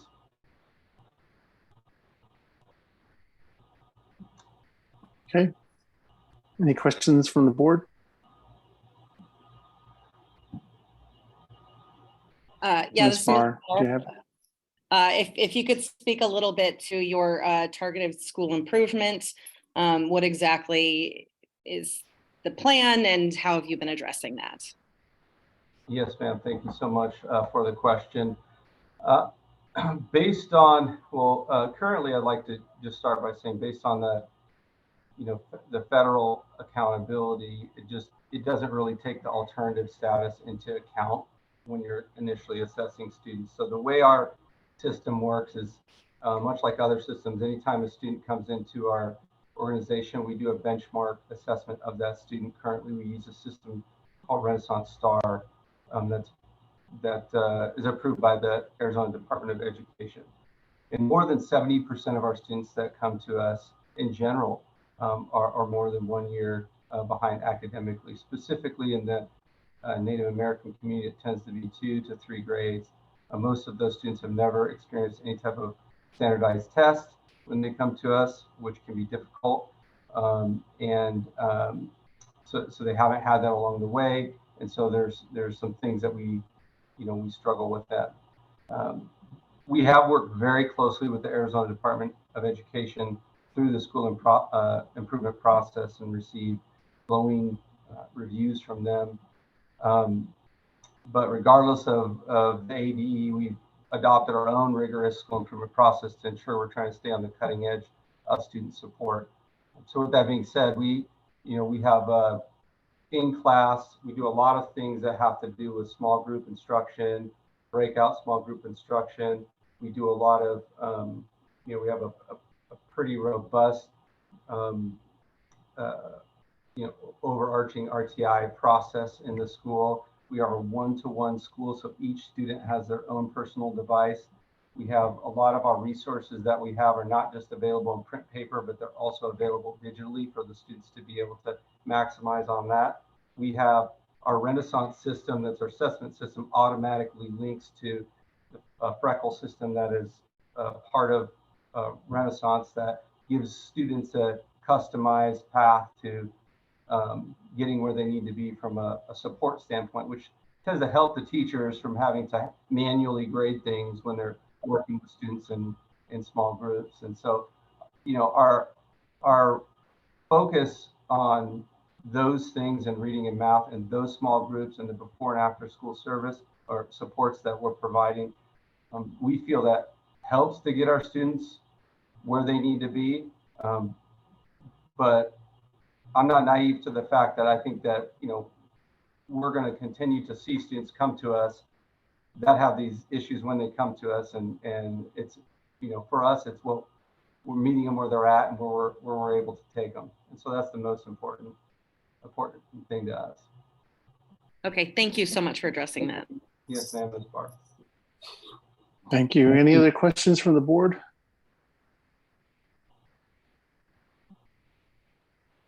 Anything? We've covered most things very well. Is there a motion?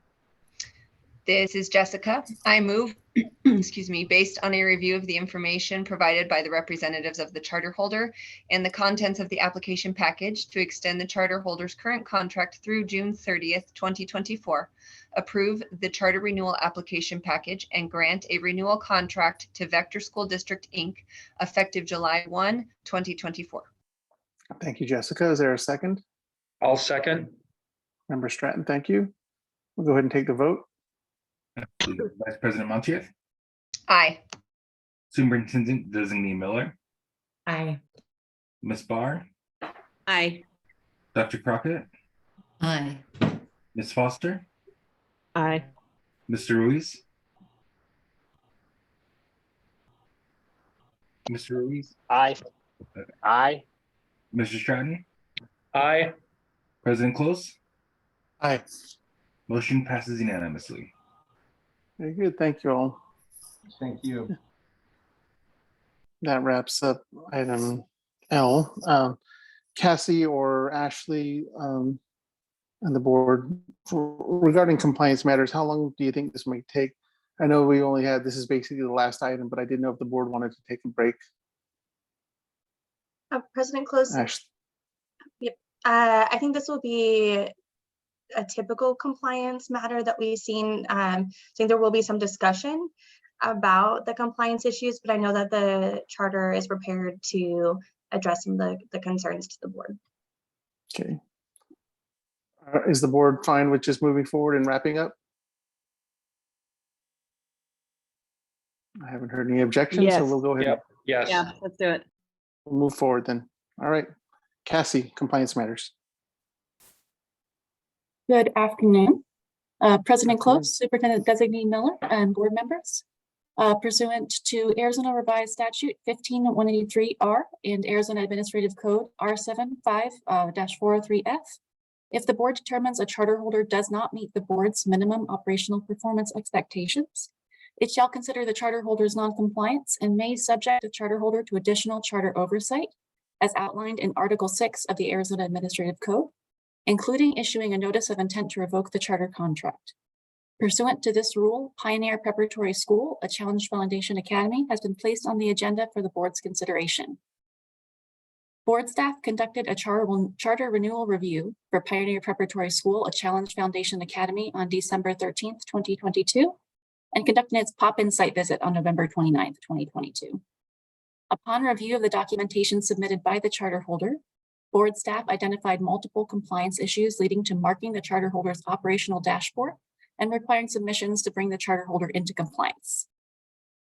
The issues identified deficiencies in maintaining the required number of instructional days as outlined in its charter contract, providing the required number of daily recess breaks per state statute, maintaining policies and processes related to enrollment, maintaining appropriate fingerprinting documentation for both instructional and non-instructional staff, maintaining corporate board membership and alignment between the charter contract and Arizona Corporation Commission, submitting required amendments to the board timely, displaying the statutorily required teacher salary posting, appropriately linking the statutory handbook of parental rights, and appropriately linking the charter holder's performance dashboards on its website. Outside of the issues identified during the charter renewal process, the charter holder was also out of compliance due to findings from their fiscal year 2022 annual audit, which included a deficiency related to notifying parents of the availability of staff educational and teaching experience and background. I'm available if you have any questions. Thank you, Cassidy. Are there any questions from the board? If not, is there a representative from the charter holder? Yes, there is. Morning or afternoon, sorry. Good afternoon. You have any comments you'd like to make? Yes, I think the person who's going to start us off is actually one of my board members, Matt Sandoval. Yes, thank you, Matt.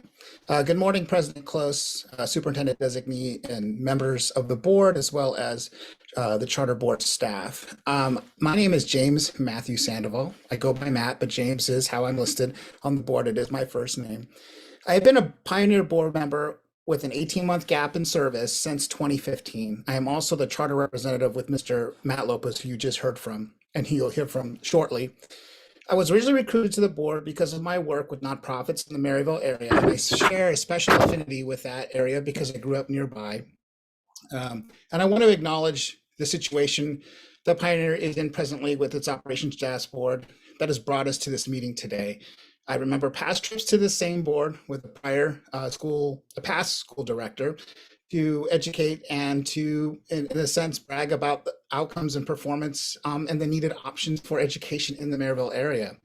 But since that time, this board and the school leadership have experienced some difficulties maintaining those dashboard measures.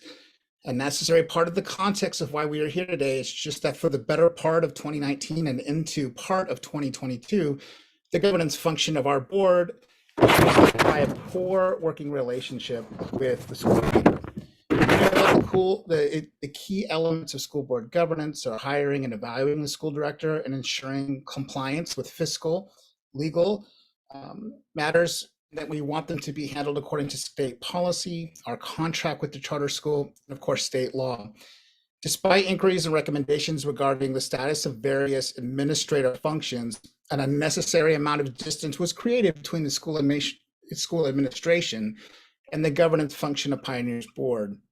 And during this time, however, there's been a core group of board members who have understood the requirements of our contract and the need for oversight of the school's obligations while maintaining a stance of governance while not having a stance of operating the school.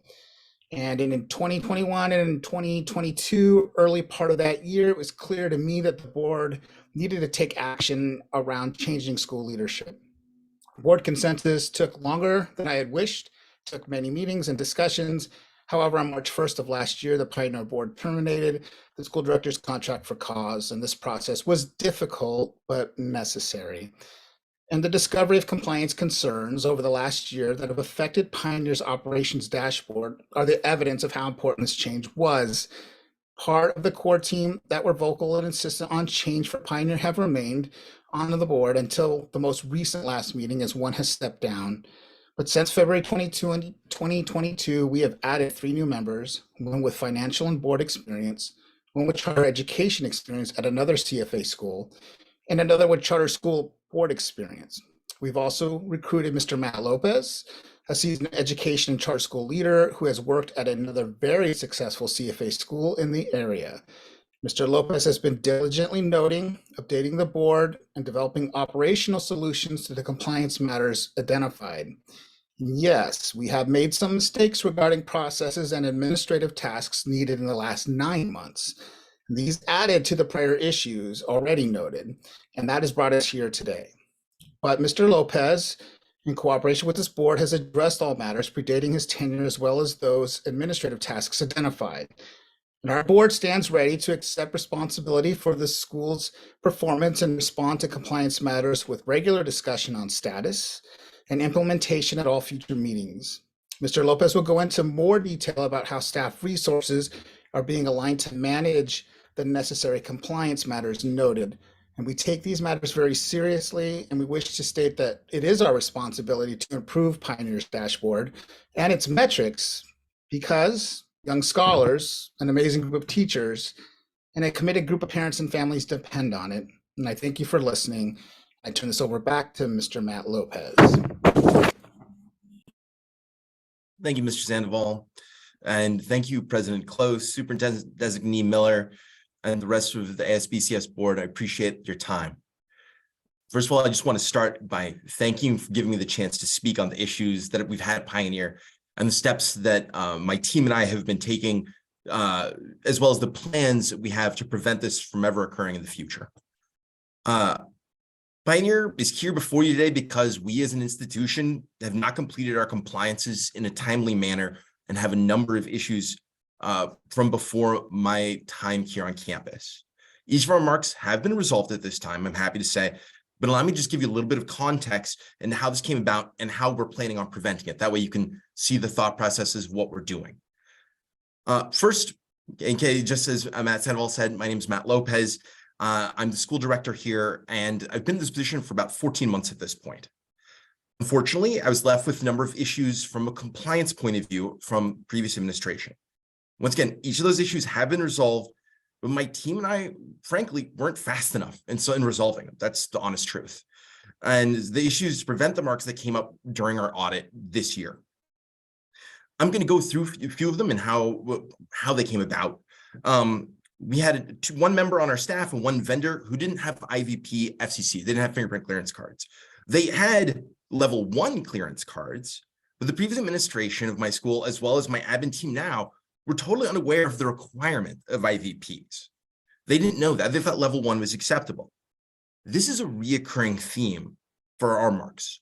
The people in charge of aspects of following these requirements on my campus were just unaware of the requirements set forth by the ASBCS. The issue at hand was lack of knowledge. It wasn't lack of care for the rules.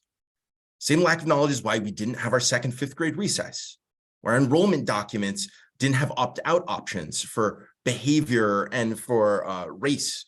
There was a reason why we didn't have clear communication with the parents concerning where they could learn about the qualifications of our teachers, and our website didn't have the required information. Each of these issues have been fixed, and my entire staff is aware of the rules. The underlying issues from them was, once again, a lack of knowledge, and that's been remedied. But let me go in farther in how we're going to prevent this from ever happening ever again. But before that, there was 2 other issues that were not lack of knowledge. The issues with our calendar and our board being out of alignment in the board paperwork was known. It was known for about 1.5 years before I came on campus, so it's about 2 years old now. I can't hazard a guess as to why these issues weren't fixed previously, before my tenure. But after many, many talks with Mary Quaranta and Haley Young Miller, God bless you both, thank you. Both of them assisted me, a new principal, and I'm learning as I go. I'm learning a wide variety of skills to complete the paperwork to put Pioneer back into compliance. Our timeliness mark is the one that I own. I tried to get our new board members' paperwork and upload it to the ASBCS website, and frankly, I didn't do it fast enough. This is in part because the new board member didn't respond to me for 3 weeks. through multiple phone calls and emails, but really it's because I didn't know the ins and outs of submitting board paperwork. And I submitted multiple times incorrectly. And that's the honest truth. Now that we've identified the issues of lack of knowledge and structure around the compliance, these are the solutions that we have. 4 members of my administration will now attend a yearly training session put on the ASBCS to stay abreast of compliance responsibilities. We'll also be attending the compliance boot camp this Wednesday and Thursday put on by the ASBCS Mary Quaranta.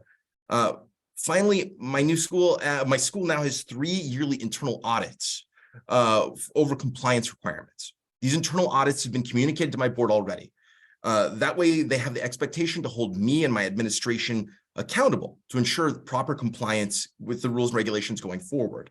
They'll be at the start of the year, at the 100th day, and at the end of the school year. Education for my staff and I, assigning responsibility of who's responsible for each of these on my campus, as well as internal audits with the board holding us accountable, will keep Pioneer in compliance going forward. I want you all to know that I and my staff take this very seriously. Pioneer's mission is to create excellent education for our students and the community we serve. And an aspect of that is staying in compliance with board operation requirements. And that's exactly what we will be doing going forward. I appreciate your time and concern in this matter. If you have any questions, I'll obviously be here to answer any of them. But we have one more person to speak from my campus, and that's Tracy Banker. Good morning, President Close, Superintendent's designee, and members of the board. My name is Tracy Banker. I am the General Counsel and Director of CF Academies for Challenge Foundation Group.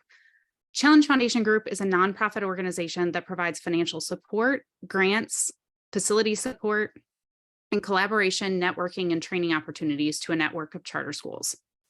Pioneer is one of our network schools, and in fact, Pioneer was the first school in Arizona that our founder and his work helped to start.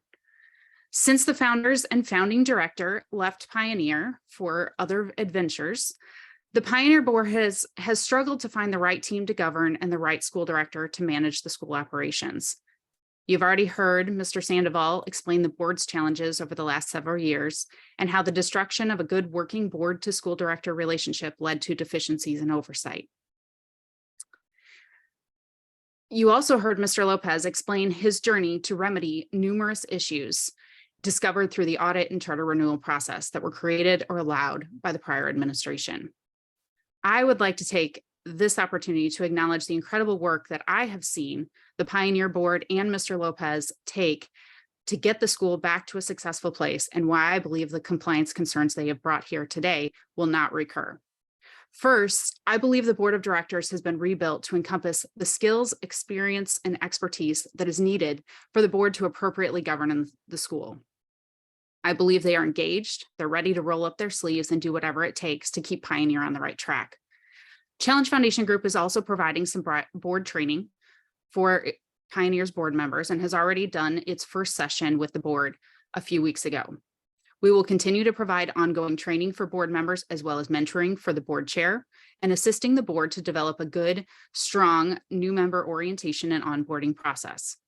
The board has developed, and I believe will continue to engage in a trust but verify relationship, holding its school director accountable and working well with the school staff. I have every confidence that this board will assure that Pioneer is meeting its responsibilities to its students, community, and staff. In addition, the board's decision to hire Mr. Lopez as the new school director for Pioneer upon the termination of the prior director put Pioneer in a really strong position to remedy its past issues and stay on track for the future. Mr. Lopez was already familiar with the Maryvale community and the Pioneer families. When the board hired Mr. Lopez mid-year last year, which is always a difficult transition, they engaged an outside consultant and pulled in additional resources to support him to learn the role of the school director, as well as repair relationships with family and staff. While new to the school director position, Mr. Lopez has quickly shown his ability to work hard for his students and his staff, and as such, has seen Pioneer's financial position, staff retention, and student enrollment increase since his arrival. He uses competent resources for guidance and is never afraid to ask questions. He is documenting everything he is learning over the last year in his effort to remedy the compliance concerns before you today. but he's also ensuring that there are redundancies in those responsibilities at the school level so that even if faced with a transition again in the future, Pioneer will stay on track. Challenge Foundation Group will also serve as a redundant check on making sure that Pioneer does not miss deadlines and will continue to meet with Mr. Lopez weekly. Mr. Lopez also has connected with other CFA schools and school directors and is using those network resources for the benefit of Pioneer. We are excited to have Mr. Lopez on board at Pioneer, and I have no doubt that he will succeed. We know that the collision and timing of the charter renewal and year-end audit with a school director mid-year transition has created compliance concerns that must be addressed. We have corrected all of those issues to date. We want to thank you for taking the time today to hear our devotion to correcting those things. Challenge Foundation Group is here and willing to partner with Pioneer to make sure that that happens. We hope that you will consider Pioneer's history as well as the hard work that the board and Mr. Lopez have put in over the last year as a sign that Pioneer can be trusted to continue to bring great education to the students in Maryville. Thank you. At this point, board and Director Close, or President Close, I'm happy to take any questions so I can help clarify where we are now. Are there any questions from the board? Yes, President Close. Member Stratton. Yeah, I just have a question, and Ms. Banker touched on it briefly, but I was going to ask if any steps have been taken to retain legal counsel to assist the school with ongoing compliance matters. But I believe I heard correctly that you are the general counsel to CFA, and I was just wondering, how much autonomy did the school have versus CFA? Because it seems like things got pretty far off track here. And I just want to make sure that we've got, processes in place that, of course, that this doesn't happen again, and that there's some resources there for the school, or even maybe more appropriately, some direct intervention with the school to ensure that they are back on track and stay on track. Because frankly, a number of these things, if you crack open the statute book, they're pretty plain and pretty simple in there. And so I would just like to address that for the board. So Matt, I can jump in here. So our organization is at arm's length with the school. We do not control them. We do not manage them, but we are here as a resource. And while I am general counsel, I am licensed in Arizona. The prior administration really did not have a lot of interaction with our organization. Matt and I talk weekly. We are regularly engaged. He's working with the other schools, which is a very different situation than what we had previously. The school does have its own legal counsel. As I represent the nonprofit support organization, the school does have their own legal counsel to lean on as well. Thank you. And Mr. Stratton, just to piggyback on what Ms. Banker just said, we and now that I'm aware of them, I've now read the statutes, and you're right, they are fairly clean and clear cut and readable. It was simply a lack of knowledge to know where to find and how to use them.